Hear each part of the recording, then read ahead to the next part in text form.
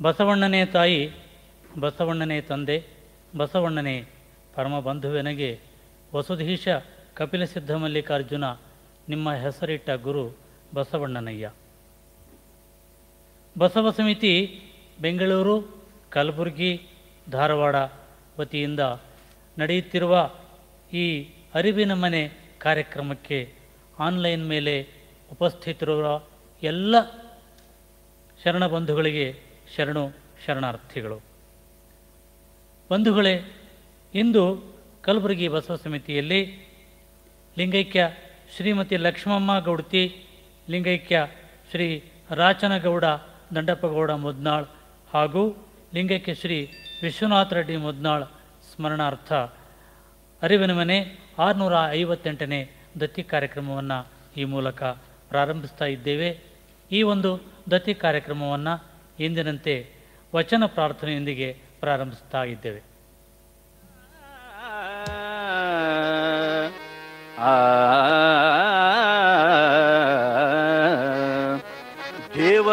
ದೇವಲೋಕದವರಿಗೂ ಬಸವಣ್ಣನೇ ದೇವರು, ದೇವಲೋಕದವರಿಗೂ ಬಸವಣ್ಣನೇ ದೇವರು, ಮತ್ತೆ ಲೋಕದವರಿಗೂ ಬಸವಣ್ಣನೇ ದೇವರು, ಮತ್ತೆ ಲೋಕದವರಿಗೂ ಬಸವಣ್ಣನೇ ದೇವರು, ನಾಗಲೋಕದವರಿಗೂ ಬಸವಣ್ಣನೇ ದೇವರು, ನಾಗಲೋಕದವರಿಗೂ ಬಸವಣ್ಣನೇ ದೇವರು, ಮೇರುಗಿರಿ ಮಂದರಗಿರಿ ಮೊದಲಾದವೆಲ್ಲವಕ್ಕೂ ಬಸವಣ್ಣನೇ ದೇವರು, ಮೇರುಗಿರಿ ಮಂದರಗಿರಿ ಮೊದಲಾದವೆಲ್ಲವಕ್ಕೂ ಬಸವಣ್ಣನೇ ದೇವರು, ದೇವಲೋಕದವರಿಗೂ ಬಸವಣ್ಣನೇ ದೇವರು.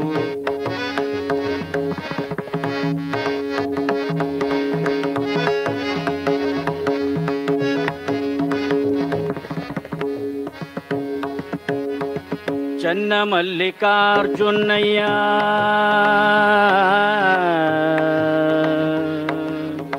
ಚನ್ನಮಲ್ಲಿಕಾರ್ಜುನಯ್ಯ ನಿಮಗೂ ನಮಗೂ, ಚನ್ನಮಲ್ಲಿಕಾರ್ಜುನಯ್ಯ ನಿಮಗೂ ನಮಗೂ, ನಿಮ್ಮ ಶಿವಶರಣರಿಗೂ ಬಸವಣ್ಣನೇ ದೇವರು, ನಿಮ್ಮ ಶಿವಶರಣರಿಗೂ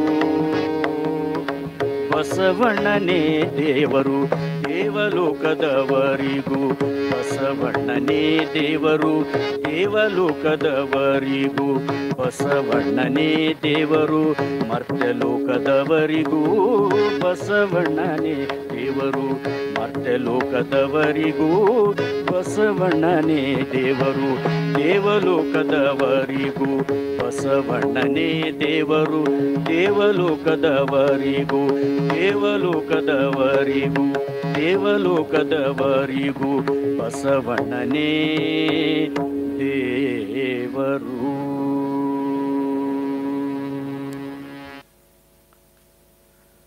ಪ್ರಾರ್ಥನೆಯ ನಂತರ ಸ್ವಾಗತ. ಈ ಒಂದು ಅರಿವಿನ ಮನೆ ದತ್ತಿ ಕಾರ್ಯಕ್ರಮಕ್ಕೆ ಇಂದು ಅನುಭವ ನೀಡಲು ಆಗಮಿಸಿರುವಂಥ ಡಾಕ್ಟರ್ ವೀರಣ್ಣ ದಂಡೆಯವರು ದಯವಿಟ್ಟು ವೇದಿಕೆಗೆ ಆಗಮಿಸಿ ಆಸೀನರಾಗಬೇಕಾಗಿ ಅವರಲ್ಲಿ ವಿನಂತಿ ಮಾಡ್ತಾ ಇದ್ದೇನೆ. ಅಲ್ಲದೆ ಈ ಕಾರ್ಯಕ್ರಮಕ್ಕೆ ಆಗಮಿಸಿರುವ ಬಸವ ಸಮಿತಿಯ ಎಲ್ಲ ಪದಾಧಿಕಾರಿಗಳಿಗೆ ಸ್ವಾಗತವನ್ನು ಕೋರ್ತಾ ಇದ್ದೇನೆ. ಆನ್ಲೈನ್ ಮೂಲಕ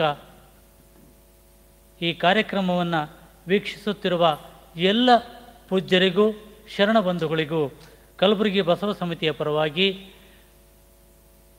ದತ್ತಿ ದಾಸೋಹಿಗಳ ಪರವಾಗಿ ಸ್ವಾಗತವನ್ನು ಕೋರ್ತಾ ಇದ್ದೇನೆ. ಬಂಧುಗಳೇ, ಇವತ್ತಿನ ದಿವಸ ಈ ಒಂದು ದತ್ತಿ ಕಾರ್ಯಕ್ರಮ ಲಿಂಗೈಕ್ಯ ಶ್ರೀಮತಿ ಲಕ್ಷ್ಮಮ್ಮ ಗೌಡತಿ, ಲಿಂಗೈಕ್ಯ ಶ್ರೀ ರಾಚನಗೌಡ ದಂಡಪ್ಪಗೌಡ ಮುದ್ನಾಳ್ ಹಾಗೂ ಲಿಂಗೈಕ್ಯ ಶ್ರೀ ವಿಶ್ವನಾಥ ರೆಡ್ಡಿ ಮುದ್ನಾಳ್ ಸ್ಮರಣಾರ್ಥವಾಗಿ ನಡೀತಾ ಇದೆ.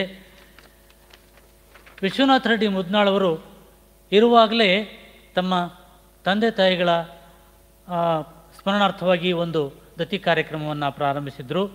ವಿಶ್ವನಾಥ ರೆಡ್ಡಿ ಮುದ್ನಾಳ್ ಅವರು ಅವರ ವ್ಯಕ್ತಿತ್ವನೇ ವೈಶಿಷ್ಟ್ಯಪೂರ್ಣವಾದಂಥ ವ್ಯಕ್ತಿತ್ವ. ತಾವು ಅಸಾಮಾನ್ಯರು ಎಂಬ ಭಾವನೆ ಅವರಲ್ಲಿ ಇತ್ತು.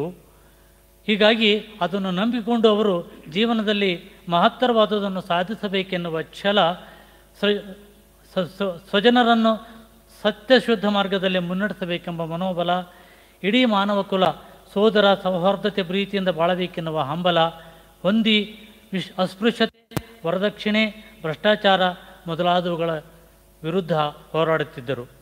ಸಮಯ ಪಾಲನೆ ಮಾಡದ ಆಲಸ್ಯತನ, ಸಾರ್ವಜನಿಕ ದುಡ್ಡಿನ ಅಪವ್ಯಯ, ಮೋಸ, ವಂಚನೆ ಸಮಾಜದಿಂದ ನಿವಾರಣೆಯಾಗಬೇಕೆಂಬ ಹಠದಿಂದ ವಿಶ್ವನಾಥ ರೆಡ್ಡಿ ಮುದ್ನಾಳವರು ಹಗಲಿರುಳು ದುಡಿತಾ ಇದ್ದರು.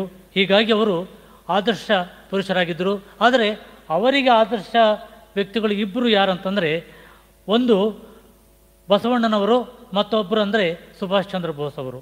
ಈ ಉಭಯರ ತತ್ವಪಾಲನೆಯನ್ನು ವಿಶ್ವನಾಥ ರೆಡ್ಡಿ ಮುದ್ನಾಳವರು ಮಾಡ್ತಾಯಿದ್ರು. ವಿಶ್ವನಾಥ ರೆಡ್ಡಿ ಮುದ್ನಾಳವ್ರದ್ದು ಯಾದಗಿರಿ ತಾಲೂಕಿನ ಮುದ್ನಾಳ. ಇವರ ತಾಯಿ ಶ್ರೀಮತಿ ಲಕ್ಷ್ಮಮ್ಮ ಗೌಡ್ತಿ, ತಂದೆ ರಾಚನಗೌಡ ಪಾಟೀಲ್ ಅವರು. ಇವರು 26/12/1926 ಜನಿಸ್ತಾರೆ. ಯಾದಗಿರಿಯಲ್ಲಿ ಪ್ರೌಢಶಾಲೆಯವರೆಗೆ ಅಭ್ಯಾಸ ಮಾಡಿ ನಂತರ ಸ್ನಾತಕ ಮತ್ತು ಸ್ನಾತಕೋತ್ತರ ಪದವಿಯನ್ನು LLB ಹೈದರಾಬಾದಿನ ಉಸ್ಮಾನಿಯಾ ವಿಶ್ವವಿದ್ಯಾಲಯದಿಂದ ಪಾಸಾಗ್ತಾರೆ. LLM ಮೊದಲ ವರ್ಷ ಮುಗಿಸಿ 2ನೇ ವರ್ಷದಲ್ಲಿ ಪ್ರವೇಶ ಪಡೆದ್ರೂ ಸಮಾಜ ಸೇವೆ ಅವರನ್ನು ಕೈಮಾಡಿ ಕರೆದದ್ದಕ್ಕೆ ಅವರಿಗೆ ಮುಂದೆ ಅದನ್ನು ಮುಂದುವರಿಸಲಿಕ್ಕೆ ಆಗಲಿಲ್ಲ. ಅವರು ಮನಸ್ಸು ಮಾಡಿದರೆ ತಹಸೀಲ್ದಾರ್, ಮುನ್ಸಿಫ್ ಮೊದಲಾದ ಸರ್ಕಾರಿ ಹುದ್ದೆಗಳನ್ನು ಆ ಕಾಲಕ್ಕೆ ಪಡೆಯಬಹುದಾಗಿತ್ತು. ಆದರೂ ಅವರು ಆರಿಸಿಕೊಂಡದ್ದು ಸಮಾಜ ಸೇವೆಗೆ ವಿಪುಲ ಅವಕಾಶವಿರುವಂಥ ರಾಜಕೀಯ ಮತ್ತು ಸ್ವತಂತ್ರ ಜೀವನವನ್ನು. ತಂದೆ ರಾಚನಗೌಡರು ಹಳ್ಳಿಯ ಜಮೀನ್ದಾರರಾಗಿದ್ದರೂ ಯಾದಗಿರಿಯಲ್ಲಿ ದೊಡ್ಡ ಅಡತಿ ಅಂಗಡಿ, ಜಿನ್ನಿಂಗ್ ಮತ್ತು ಪ್ರೆಸ್ಸಿಂಗ್ ಫ್ಯಾಕ್ಟ್ರಿ, ಆಗ ಬರ್ಮಾ ಶೆಲ್ ಪೆಟ್ರೋಲ್ ಪಂಪ್ ಮೊದಲಾದ ಆಧುನಿಕ ಉದ್ಯಮಿಗಳ ಒಡೆಯರಾಗಿದ್ದರು. ನೌಕರಿ ಕಡೆ ಇವ್ರದ್ದು ಲಕ್ಷ್ಯ ಹೋಗಲಿಲ್ಲ. ಸಾಧನೆಗಳಂದರೆ ವಿಶ್ವನಾಥ ರೆಡ್ಡಿ ಅವ್ರದ್ದು ದೇವಸಿರಿ ಮೊಳಕೆಯಲ್ಲಿ ಅನ್ನುವಂತೆ ಉಸ್ಮಾನಿಯಾ ವಿಶ್ವವಿದ್ಯಾಲಯದಲ್ಲಿ ಆ ಕಾಲಕ್ಕೆ ಕನ್ನಡ ಸಂಘದ ಉಪಾಧ್ಯಕ್ಷರಾಗಿ ಆರಿಸಲ್ಪಟ್ಟಿದ್ದರು. ಅಂದರೆ ಕನ್ನಡ ವಿಭಾಗದ ಮುಖ್ಯಸ್ಥರೇ ಅದರ ಅಧ್ಯಕ್ಷರಾಗಿರ್ತಿದ್ರು. ವಿದ್ಯೆ ಪೂರ್ಣ ಮಾಡದೆ ಸಮಾಜ ಸೇವೆಯಲ್ಲಿ ಧುಮುಕಿದ್ದು ಹೈದರಾಬಾದ್ನಲ್ಲಿ ವೀರಶೈವ ವಿದ್ಯಾವರ್ಧಕ ಸಂಘದ ವಿದ್ಯಾರ್ಥಿ ನಿಲಯ ಕಟ್ಟುವುದಕ್ಕಾಗಿ ಅವರು ಅಹರ್ನಿಶಿ ಶ್ರಮಿಸಿ ತಮ್ಮ 26ನೇ ವಯಸ್ಸಿನಲ್ಲಿ ಒಂದು ದೊಡ್ಡ ವಿದ್ಯಾವರ್ಧಕ ಸಂಘದ ಅಡಿಯಲ್ಲಿ ವಿದ್ಯಾರ್ಥಿ ನಿಲಯವನ್ನು ಕಟ್ಟಿಸ್ತಾರೆ. ನಂತರ ಅದೇ ರೀತಿಯಲ್ಲಿ ಕಲಬುರಗಿಯಲ್ಲಿ ಸಹ ಅವರು ಆ ಒಂದು ವಿದ್ಯಾರ್ಥಿ ವಸತಿ ನಿಲಯವನ್ನು ಸಹ ಕಟ್ತಾರೆ. ಇದಲ್ಲದೆ ಯಾದಗಿರಿಯಲ್ಲಿ ಅನೇಕ ಕಾರ್ಯಕ್ರಮಗಳನ್ನು ಮಾಡಿ ಜನಾನುರಾಗಿ ವ್ಯಕ್ತಿ ಅಂತ ಅನ್ನಿಸ್ಕೊಳ್ತಾರೆ. 1965ರಲ್ಲಿ ಯಾದಗಿರಿ ಮತ್ತು ಮುದ್ನಾಳ ಗ್ರಾಮದಲ್ಲಿ ದೊಡ್ಡ ಕಾರ್ಯಕ್ರಮವನ್ನು ಆಯೋಜಿಸ್ತಾರೆ. ಆಗ ಕರ್ನಾಟಕ ಸರ್ಕಾರದ ಆರ್ಥಿಕ ಮಂತ್ರಿ ಶ್ರೀ BD ಜತ್ತಿಯವರು ಬಸವ ಸಮಿತಿಯ ಸ್ಥಾಪನೆ ಮಾಡಿದರು. ಅವರು ಕಾಂಗ್ರೆಸ್ಸಿನವರು, ಇವರು ಕಾಂಗ್ರೆಸ್ ವಿರೋಧಿಗಳು. ಬಸವತತ್ವ ಪ್ರಚಾರದಲ್ಲಿ ರಾಜಕೀಯ ಅಡ್ಡ ಬಾರಬಾರದೆಂದು ಶ್ರೀ ಜತ್ತಿಯವರ ಕೈ ಬಲಪಡಿಸಲು ಯಾದಗಿರಿಯಿಂದ ಏಕಕಾಲಕ್ಕೆ 101 ಜನರನ್ನು ಬಸವ ಸಮಿತಿಗೆ ಪೋಷಕರನ್ನಾಗಿ ಮಾಡ್ತಾರೆ. ಶ್ರೀ ರೆಡ್ಡಿಯವರ ಈ ಸಾಮಾಜಿಕ ಸಹಕಾರವನ್ನು BD ಜತ್ತಿಯವರು ತಮ್ಮ ಕೊನೆಯುಸಿರವರೆಗೂ ಸ್ಮರಿಸಿಕೊಳ್ತಾ ಇದ್ದರು. ಹೀಗಾಗಿ ವಿಶ್ವನಾಥ ರೆಡ್ಡಿಯವರದು ಬಹುಮುಖ ಸೇವಾ ಒಂದು ಪರಿಸ್ಥಿತಿ ಇತ್ತು. ಅಂಥವರ ಒಂದು ಸೇವೆಯನ್ನು ನಾವು ಅನವರತವು ಅಂದರೆ ಕಲಬುರಗಿ ಬಸವ ಸಮಿತಿ ಆಗಲಿಕ್ಕೆ ವಿಶ್ವನಾಥ ರೆಡ್ಡಿ ಮುದ್ನಾಳವರು ಬಹಳಷ್ಟು ಶ್ರಮಿಸಿ ಆ ಒಂದು ಬೆಂಗಳೂರು ಬಸವ ಸಮಿತಿಯ ಒಂದು ಶಾಖೆಯನ್ನು ಕಲಬುರಗಿಗೆ ತಾರ್ತಾರೆ. ಅವರ ಒಂದು ಸವಿನೆನಪಿಗಾಗಿ ಅವರ ಕುಟುಂಬದವರು ಈ ಒಂದು ದತ್ತಿ ಕಾರ್ಯಕ್ರಮವನ್ನು ಏರ್ಪಡಿಸಿದ್ದಾರೆ. ಇನ್ನು ಇವತ್ತಿನ ಅನುಭವ ಬಂಧುಗಳೇ, ಇವತ್ತಿನ ಅನುಭವ ನೀಡ್ತಾ ಇರೋರು ನಮ್ಮವರೇ ಆದಂಥ ಡಾಕ್ಟರ್ ವೀರಣ್ಣ ದಂಡೆಯವರು. ಡಾಕ್ಟರ್ ವೀರಣ್ಣ ದಂಡೆಯವರು ಕಲಬುರಗಿ ಬಸವ ಸಮಿತಿಯಲ್ಲಿ ಡಾಕ್ಟರ್ BD ಜತ್ತಿ ವಚನ ಅಧ್ಯಯನ ಕೇಂದ್ರದ ನಿರ್ದೇಶಕರಾಗಿ ಸದ್ಯ ಕಾರ್ಯನಿರ್ವಹಿಸ್ತಾ ಇದ್ದಾರೆ. ಗುಲ್ಬರ್ಗಾ ವಿಶ್ವವಿದ್ಯಾಲಯದಲ್ಲಿ ಕನ್ನಡ ಅಧ್ಯಯನ ಸಂಸ್ಥೆಯ ಪ್ರಾಧ್ಯಾಪಕರಾಗಿ, ಅದರ ಮುಖ್ಯಸ್ಥರಾಗಿ, ವಿಶ್ವವಿದ್ಯಾಲಯದ ಹಲವಾರು ಪ್ರಮುಖ ಹುದ್ದೆಗಳನ್ನು ಅಲಂಕರಿಸಿ ನಿವೃತ್ತರಾದ ನಂತರ ಶರಣ ಸೇವೆಯಲ್ಲಿ ತಮ್ಮನ್ನು ತೊಡಗಿಸಿಕೊಂಡಂಥ ಅಪರೂಪದ ವಿದ್ವಾಂಸರು. ಡಾಕ್ಟರ್ ವೀರಣ್ಣ ದಂಡೆ ನಮ್ಮ ನಾಡಿನ ಬಹುದೊಡ್ಡ ವಿದ್ವಾಂಸರು. ಅವರ ಸಂಶೋಧನೆ ಮತ್ತು ಪ್ರಕಟಣೆಗೆ ಕಟಿಬದ್ಧರಾದವರು, ಶರಣರ ಬಗ್ಗೆ ಅಪಾರವಾದ ಕಾಳಜಿಯನ್ನು ಹೊಂದಿದವರು ಆಗಿದ್ದಾರೆ.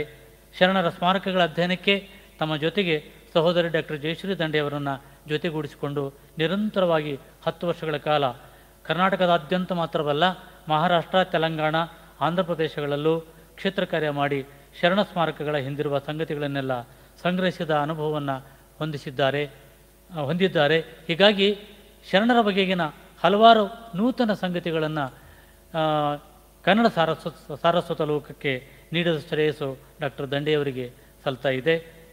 ಇಂದು ಅವರು ಪಾಲ್ಕುರ್ಕಿ ಸೋಮನಾಥನ ಬಸವ ಪುರಾಣದ ಬಗ್ಗೆ ಅನುಭವವನ್ನು ನೀಡಲಿದ್ದಾರೆ. ನಾನೀಗ ಡಾಕ್ಟರ್ ದಂಡೆಯವರನ್ನು ತಮ್ಮ ಅನುಭವವನ್ನು ಪ್ರಾರಂಭಿಸುವಂತೆ ವಿನಂತಿ ಮಾಡಿಕೊಳ್ತಾ ಇದ್ದೇನೆ.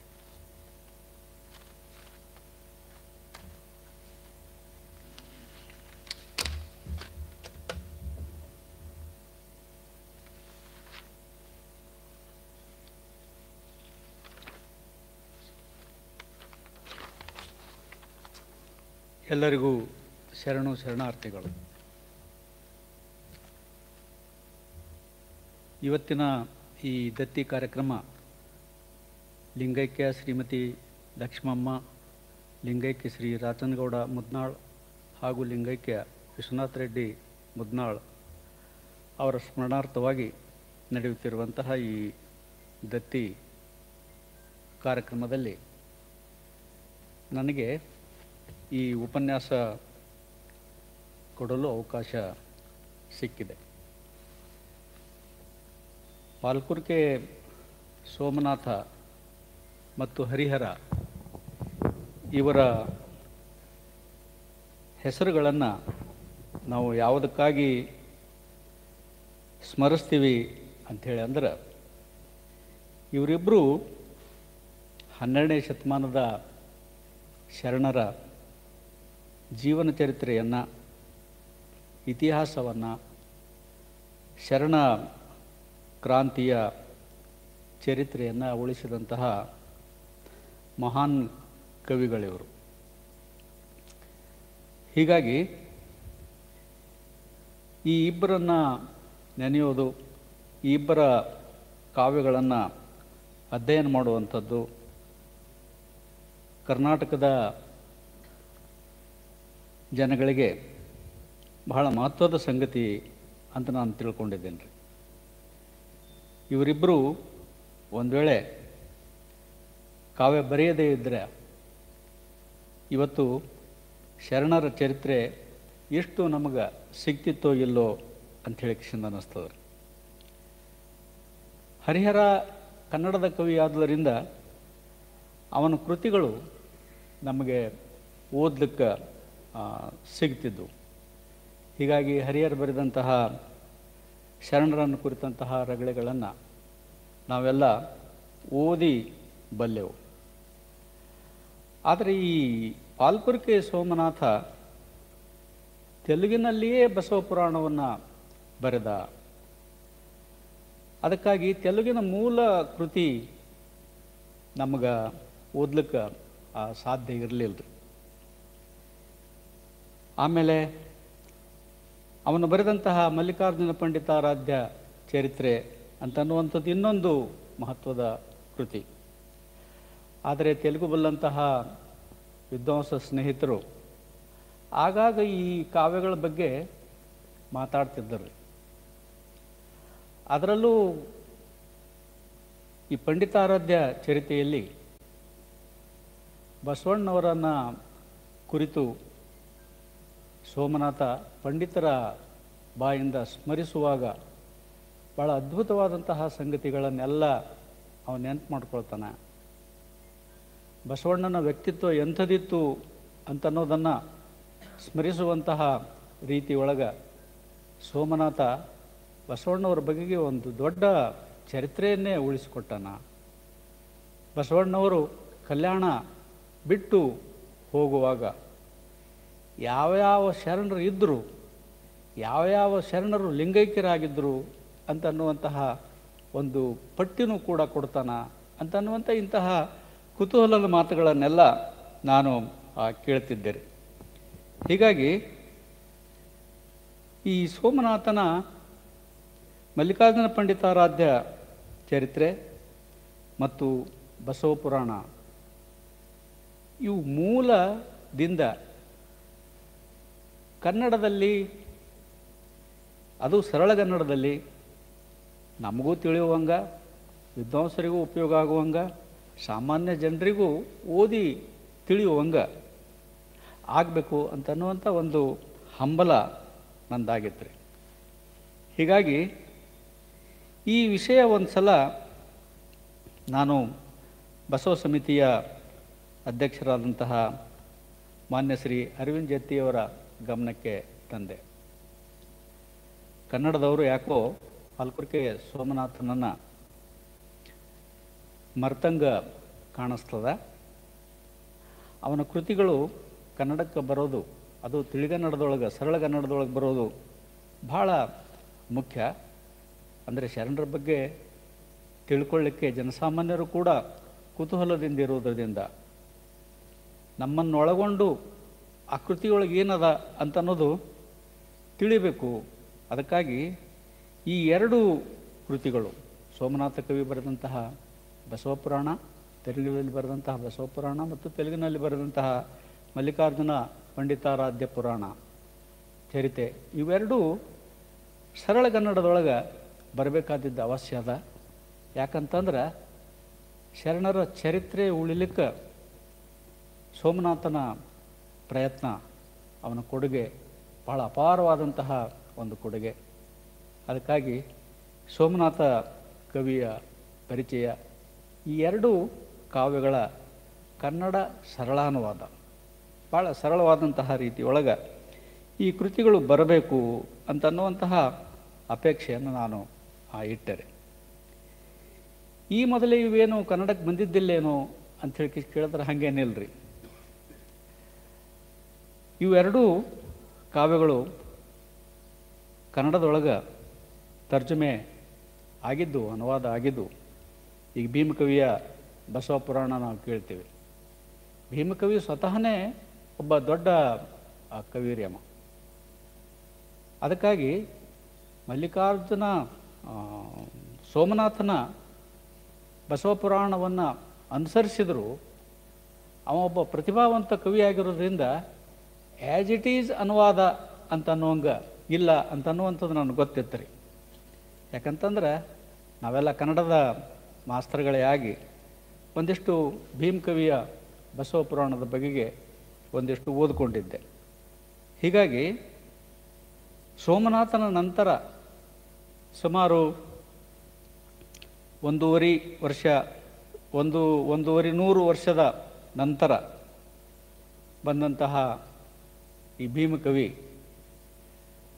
ಸ್ವತಂತ್ರವಾದಂತಹ, ಆಮೇಲೆ ತನಗೆ ಆನಂತರ ಸೋಮನಾಥನಕ್ಕಿಂತಲೂ ಹೆಚ್ಚಿನ ವಿಷಯಗಳು ತನಗೇನು ತಿಳಿತವ ಆ ಎಲ್ಲ ವಿಷಯಗಳನ್ನು ಅವ ತನ್ನ ಬಸವ ಪುರಾಣದೊಳಗೆ ಸೇರಿಸಿರೋದ್ರಿಂದ ಮೂಲ ಸೋಮನಾಥನ ಕೃತಿ ಏನದ, ಅವ ಏನು ಬರ್ದಾನ ಅಂತನ್ನುವಂಥದ್ದು ನಮಗೆ ಗೊತ್ತಾಗಬೇಕು. ಅಂದ್ರೆ ಭೀಮಕವಿ ಏನು ಬರ್ದಾನ, ಸೋಮನಾಥ ಏನು ಬರ್ದಾನ ಅಂತನ್ನುವಂಥದ್ದು ನಮಗೆ ಗೊತ್ತಾಗ್ತದೆ. ಮತ್ತು ಮೊದಲನೇದವನಿಗೆ ಏನು ವಿಷಯಗಳು ತಿಳಿದಿದ್ದು ಮತ್ತು ನಂತರದವರಿಗೆ ಏನು ವಿಷಯಗಳು ತಿಳಿದಿದ್ದು, ಹೆಂಗೆ ಈ ವಿಷಯಗಳನ್ನು ಅವರು ಸೇರಿಸ್ಕೊತ ಹೋದರು ಅಂತನ್ನುವಂತಹ ಒಂದು ಅಧ್ಯಯನ ಮಾಡಲಿಕ್ಕೂ ಸಾಧ್ಯ ಆಗ್ತದ ಅಂತನ್ನುವಂತಹ ಆಲೋಚನೆ ನಂದಾಗಿತ್ತು. ನಂತರ ನೀಲಕಂಠಾಚಾರ್ಯ ಅಂತ ಅನ್ನುವಂತಹ ಕವಿ, ಇವ 15ನೇ ಶತಮಾನದ ಕವಿ, ಆರಾಧ್ಯ ಚರಿತ್ರೆ ಅಂತ ಅನ್ನುವಂತಹ ಹೆಸರಿನೊಳಗೆ ಮಲ್ಲಿಕಾರ್ಜುನ ಪಂಡಿತಾರಾಧ್ಯ ಚರಿತ್ರೆಯನ್ನು ಅವ ಷಟ್ಪದಿ ರೂಪದೊಳಗೆ ಬರ್ದಾನ್ರಿ. ಆ ಕಾವ್ಯನೂ ನಾವು ನೋಡಿದ್ದೇವೆ, ಸಾವಿರಾರು ಪುಟದ ಕಾವ್ಯ ಅದು. ಆದರೆ ಅವನು ಚರಿತ್ರೆ ಆ್ಯಸ್ ಇಟ್ ಈಸ್ ಅನುವಾದ ಏನೋ ಅಲ್ಲ ಒಂದು. ನಂತರ ನಾವು ಬಸವ ಪುರಾಣವನ್ನು ಡಾಕ್ಟರ್ PV ನಾರಾಯಣ ಅವರು ಅದನ್ನು ಕನ್ನಡಕ್ಕೆ ಅನುವಾದ ಮಾಡಿದ್ರು. ಅವರ ಪ್ರಯತ್ನ ಬಹಳ ಪ್ರಮುಖವಾದಂತಹ ಪ್ರಯತ್ನ. ತೆಲುಗಿನ ಮೂಲದೊಳಗೆ ಸೋಮನಾಥ ಏನನ್ನ ಹೇಳಲಿಕ್ಕೆ ಪ್ರಯತ್ನ ಮಾಡ್ಯಾನೋ ಅದನ್ನೇ ಸಾಲು ಸಾಲು ಕನ್ನಡಕ್ಕೆ ಅನುವಾದ ಮಾಡಲಿಕ್ಕೆ ಪ್ರಯತ್ನ ಮಾಡಿದಂಥವ್ರು. ಇವೆಲ್ಲ ಕಾವ್ಯದೊಳಗೆ ಈ ಕೃತಿಗಳು ಬಂದಿದ್ದರಿಂದ ಶರಣರ ಚರಿತ್ರೆಯನ್ನು ತಿಳ್ಕೊಳ್ಬೇಕು ಅಂತನ್ನುವಂತಹ ಭಾಳ ದೊಡ್ಡ ಸಮುದಾಯ ಏನದ ನೋಡ್ರಿ, ಭಾಳ ಜನ ಇದನ್ನು ತಿಳ್ಕೊಳ್ಬೇಕು ಅಂತ ಹೇಳಿದೇನು ಅಪೇಕ್ಷೆ ಪಡ್ತಾರ. ಅವರಿಗೆ ಈ ಭೀಮಕವಿಯ ಬಸವ ಪುರಾಣ ಆಗಿರ್ಬೋದು, ನೀಲಕಂಠಾಚಾರ್ಯನ ಆರಾಧ್ಯ ಚರಿತ್ರೆ ಆಗಿರ್ಬೋದು, ಅಥವಾ ಪಿ ವಿ ನಾರಾಯಣವರ ಬಸವ ಪುರಾಣದ ಅನುವಾದ ಆಗಿರ್ಬೋದು, ಇವನ್ನು ಭಾಳ ಸರಳವಾಗಿ ತಿಳ್ಕೊಳ್ಳಿಕ್ಕೆ ಸಾಧ್ಯ ಇರಲಾರ್ದಂತಹ ಮಾತು. ಅದಕ್ಕಾಗಿ ಇದು ಸರಳಗನ್ನಡದೊಳಗೆ ಬರಬೇಕು ಅಂತನ್ನುವಂತಹ ಅಪೇಕ್ಷೆ ಇಟ್ಟಾಗ ಜತ್ತಿಯವರು ಒಂದೇ ಮಾತಿಗೆ ಆಗಲಿ ಮಾಡಿಸ್ರಿ ಅವನ್ನ ಅಂತ ಹೇಳಿಸಿದಂದರು. ಹೀಗಾಗಿ ಅನುವಾದಕರನ್ನು ಹುಡುಕಾಡುವಂತಹ ಕೆಲಸ ಪ್ರಾರಂಭ ಆಯ್ತು ರೀ. ಜತ್ತಿ ಸರ್ ಅವರಿಗೆ ಈ ಅನುವಾದಕರೆಲ್ಲ ಹೆಚ್ಚು ಕಡಿಮೆ ಪರಿಚಯ ಇರೋದರಿಂದ ತಮಗೆ ಪರಿಚಯ ಇರುವಂತಹ ಯಾರೋ ಒಬ್ಬ ವಿದ್ವಾಂಸರಿಂದ, ಚಂದ್ರಶೇಖರ್ ರೆಡ್ಡಿ ಅಂತನ್ನುವಂತಹ ಒಬ್ಬ ವಿದ್ವಾಂಸರಿಂದ ಈ ಸದಾನಂದ ಶಾಸ್ತ್ರಿ ಅಂತನ್ನುವಂತಹ ಒಬ್ಬ ಭಾಳ ದೊಡ್ಡ ವಿದ್ವಾಂಸರು, ಅವರಿಗೆ ತೆಲುಗು, ಕನ್ನಡ, ಸಂಸ್ಕೃತ ಈ ಎಲ್ಲ ವಿಷಯಗಳಲ್ಲಿ ಬಹಳ ಹಿಡಿತ ಇದೆ, ಪಾಂಡಿತ್ಯ ಇದೆ. ಈಗಾಗಲೇ ಅವರು ಅನೇಕ ಕೃತಿಗಳನ್ನು ಅನುವಾದ ಮಾಡಿದ್ದಾರೆ ಅಂತನ್ನುವಂತಹ ವಿಷಯ ತಿಳಿದು ಈ ಸದಾನಂದ ಶಾಸ್ತ್ರಿ ಅವರಿಂದಲೇ ಈ ಕಾವ್ಯ ಕನ್ನಡಕ್ಕೆ ಅನುವಾದ ಮಾಡಿಸ್ಬೇಕು ಅಂತನ್ನುವಂತಹ ನಿರ್ಣಯ ಆಯ್ತು ರೀ. ಜತ್ತಿ ಸರ್ ಎಷ್ಟು ಉತ್ಸಾಹದಿಂದ ಈ ಕೆಲಸ ಕೈಕೊಂಡ್ರು ಅಂತಂದ್ರೆ, ಸದಾನಂದ ಶಾಸ್ತ್ರಿಯವರು ಒಂದು ಸಲ ಬೆಂಗಳೂರಿನೊಳಗೆ ಅವರ ಮಕ್ಕಳ ಮನೆಯೊಳಗಿದ್ದಾಗ ಅದನ್ನು ತಿಳ್ಕೊಂಡು ಸ್ವತಃ ತಾವೇ ಸದಾನಂದ ಶಾಸ್ತ್ರಿ ಅವರ ಇರುವಂತಹ ಮನೆಗೆ ಹೋಗಿ ಅವರಿಗೆ ಭೇಟಿಯಾಗಿ ಅನುವಾದಕ್ಕೆ ಒಪ್ಪಿಸಿ ಬಂದರು. ಸದಾನಂದ ಶಾಸ್ತ್ರಿಯವರು ಅಷ್ಟೇ ವಿನಯದಿಂದ ಅದನ್ನು ಅನುವಾದಕ್ಕೆ ಒಪ್ಪಿಕೊಂಡ್ರು. ಹೀಗಾಗಿ ಮೊದಲು ನಾವು ಅವರಿಗೆ ಕೊಟ್ಟದ್ದು ಮಲ್ಲಿಕಾರ್ಜುನ ಪಂಡಿತಾರಾಧ್ಯ ಚರಿತ್ರೆ ರೀ. ಅದು ಬಹುಶಃ ಮಲ್ಲಿಕಾರ್ಜುನ ಪಂಡಿತಾರಾಧ್ಯ ಚರಿತ್ರೆ ಅಂತ ಹೇಳಿಕ್ಷಂದ್ರೆ ಬಹುಶಃ ಸದಾನಂದ ಶಾಸ್ತ್ರಿಯವರ ಹೊರತಾಗಿ ನಾವು ಬೇರೆ ಅನುವಾದಕರನ್ನು ಹುಡುಕಾಡೋದು ಭಾಳ ಕಷ್ಟ ಆಗ್ತಿತ್ತೇನೋ ಅಂತ ಹೇಳಿಕ್ಷಂದ ಅನ್ನಿಸ್ತದ. ಭಾಳ ಸಂಸ್ಕೃತ ಭೂಯಿಷ್ಠವಾದಂತಹ ಒಂದು ಕಾವ್ಯ ಅದು. ಆಮೇಲೆ ವೇದ, ಉಪನಿಷತ್ತು, ಪುರಾಣ ಇತ್ಯಾದಿಗಳನ್ನು ಭಾಳ ಓತಪ್ರೋತವಾಗಿ ಆತ ಉಲ್ಲೇಖ ಮಾಡೋದ್ರದಿಂದ ಇವೆಲ್ಲವನ್ನು ತಿಳ್ಕೊಂಡಂತಹ ಸದಾನಂದ ಶಾಸ್ತ್ರಿಯವರು ಭಾಳ ಅಚ್ಚುಕಟ್ಟಾಗಿ ಅದನ್ನು ನಮಗೆ ಸರಳಗನ್ನಡದೊಳಗೆ ಬರೆದು ಕೊಟ್ಟರು. ಆಮೇಲೆ ಭೀಮಕವಿಯ ಬಸವ ಪುರಾಣನೂ ನೀವೇ ಅನುವಾದ ಮಾಡಿಕೊಡ್ಬೇಕು ಅಂತಂದಾಗ ನಮ್ಮ ವಿನಂತಿಯನ್ನು ಮನ್ನಿಸಿ ಅವರು ಪುನಃ ಮತ್ತು ಈ ಸೋಮನಾಥನ ಬಸವ ಪುರಾಣವನ್ನು ಕೂಡ ಅವರು ತೆಲುಗಿನಿಂದ ಕನ್ನಡಕ್ಕೆ ಮಾಡಿಕೊಟ್ರು. ಅವು ಈಗ ಕೊನೆಯ ಹಂತದೊಳಗೆ ಅಂದರೆ ಮುದ್ರಣಕ್ಕೆ ಹೋಗುವಂತಹ ತಯಾರಿಯೊಳಗಿದ್ದು ಇವೆರಡೂ ಕೃತಿಗಳನ್ನು ಮಾನ್ಯ ಅರವಿಂದ್ ಜತ್ತಿಯವರು ಅವುಗಳನ್ನು ಪ್ರಕಟ ಮಾಡಿ ಬಸವ ಜಯಂತಿಗೆ ಇವುಗಳನ್ನು ಬಿಡುಗಡೆ ಮಾಡೋಣ ಅಂತನ್ನುವಂತಹ ನಿರ್ಣಯವನ್ನು ತಗೊಂಡರು. ಹೀಗಾಗಿ ಈ ಎರಡೂ ಕೃತಿಗಳು ನಮಗೆ ಬಸವ ಜಯಂತಿಗೆ ಸಿಗ್ತವೆ. ಸೋಮನಾಥನ ಈ ಬಸವ ಪುರಾಣದ ಬಗೆಗೆ ಮಾತನಾಡುವಂತಹ ಸೂಚನೆಯೂ ಕೂಡ ಶ್ರೀ ಅರವಿಂದ್ ಜತ್ತಿಯವರೇ ಕೊಟ್ಟಿದ್ದು. ಇಲ್ಲ ಅದರ ಬಗ್ಗೆ ಒಂದು ಸಲ ಮಾತಾಡಬೇಕು ಅಂತನ್ನುವಂತಹ ಮಾತನ್ನು ಅವರು ಸೂಚಿಸಿದ್ರು ಅಂತ ಗೊತ್ತಾಯಿತು. ಹೀಗಾಗಿ ಅದೊಂದು ರೀತಿಯಿಂದ ಇನ್ನೂ ಪ್ರಕಟಣಾ ಹಂತದೊಳಗೆ ಇರೋದರಿಂದ ಅದರ ಪರಿಚಯ ಮಾಡಬೇಕು ಅಂತನ್ನುವಂತಹ ಅಪೇಕ್ಷೆಯಿಂದ ಈ ಕೃತಿಯನ್ನು ನಾನೀಗ ಪರಿಚಯಕ್ಕೆ ತಗೊಂಡೇನ್ರಿ. ಈ ಕೃತಿಯ ಒಂದು ಸಣ್ಣ ಪರಿಚಯ ಮಾತ್ರ ಇವತ್ತು ನನಗೆ ಮಾಡಲಿಕ್ಕೆ ಸಾಧ್ಯ ಅದ ರೀ. ಈ ಕೃತಿ ಒಳಗೆ ಒಟ್ಟು 7 ಅಧ್ಯಾಯಗಳವ ರೀ. ನನಗನ್ನಿಸ್ತದೆ ಪಾಲ್ಕುರ್ಕೆ ಸೋಮನಾಥನಂತಹ ಬಸವಾಭಿಮಾನಿ, ಶರಣಾಭಿಮಾನಿ ಕವಿಯನ್ನು ನಾವು ಹುಡುಕಾಡಬೇಕಾಗ್ತದೇನೋ ಅಂಥೇಳಿ ಅನ್ನಿಸ್ತದೆ ರೀ. ಆ ಕವಿ ಎಷ್ಟು ಎಚ್ಚರದಿಂದ ಈ ಕಾವ್ಯ ಬರದಾನ ಅಂತಂದ್ರೆ ನಿಮಗೆ ಹುಡುಕಾಡಿ ತೆಗೆದ್ರೂ ಕೂಡ ಒಂದು ಅವಾಚ್ಯ ಶಬ್ದ, ಒಂದು ಅಶ್ಲೀಲ ಶಬ್ದ ಓದುವಾಗ ನಿಮ್ಮ ಮನಸ್ಸಿಗೆ ಇದನ್ನು ಕವಿ ಬರೆಯುವಂಥ ಅವಶ್ಯಕತೆ ಇರಲಿಲ್ಲ ಅಂತ ಅನಿಸುವಂತಹ ಭಾವನೆ ಬರುವಂತಹ ಮಾತುಗಳನ್ನು ಸೋಮನಾಥ್ ಎಲ್ಲಿಯೂ ಕೂಡ ತಪ್ಪಿನೂ ಕೂಡ ಅವ ಬಳಸಂಗಿಲ್ಲ ರೀ. ಆ ಕಾವ್ಯ ಒಂದು ಸಲ ಅಲ್ಲ, ಅದು ಸದಾನಂದ ಶಾಸ್ತ್ರಿಯವರು ಅನುವಾದ ಮಾಡಿ ಟೈಪ್ ಮಾಡಿ ನನಗೆ ಕಳಿಸ್ತಿದ್ದರು. ಆ ಯೋಜನೆ ನಾನು ಜೊತೆಯವರಿಗೆ ಒಪ್ಪಿಸಿದ್ರಿಂದಾಗಿ ಅದನ್ನು ನೋಡಿ ಒಂದಿಷ್ಟು ಏನಾರೇ ಅಕ್ಷರಗಳು ತಪ್ಪಾಗಿದ್ರ ಅಥವಾ ನನಗೇನಾರೇ ತಿಳಿಲಿಲ್ಲ ಅಂತ ಹೇಳಿದ್ರೆ ಸದಾನಂದ ಶಾಸ್ತ್ರಿಯವರ ಜೊತೆಗೆ ಆ ಚರ್ಚೆ ಮಾಡಿ ಅದನ್ನು ಫೈನಲ್ ಮಾಡುವಂತಹ ಆ ಜವಾಬ್ದಾರಿ ನನ್ನ ಮೇಲೆ ಬಿದ್ದುದರಿಂದ ಆ ಕೃತಿಯನ್ನು 1 ಸಲ 2 ಸಲ 3 ಸಲ ಓದಬೇಕಾದಂತಹ ಅವಕಾಶ ಸಿಕ್ಕಾಗೆಲ್ಲ ಈ ಸೋಮನಾಥನ ಬಗ್ಗೆ ಒಂದು ರೀತಿಯಿಂದ ಭಾಳ ಗೌರವ ಉಂಟಾಗಲಿಕ್ಕೆ ಪ್ರಾರಂಭ ಆಯಿತು.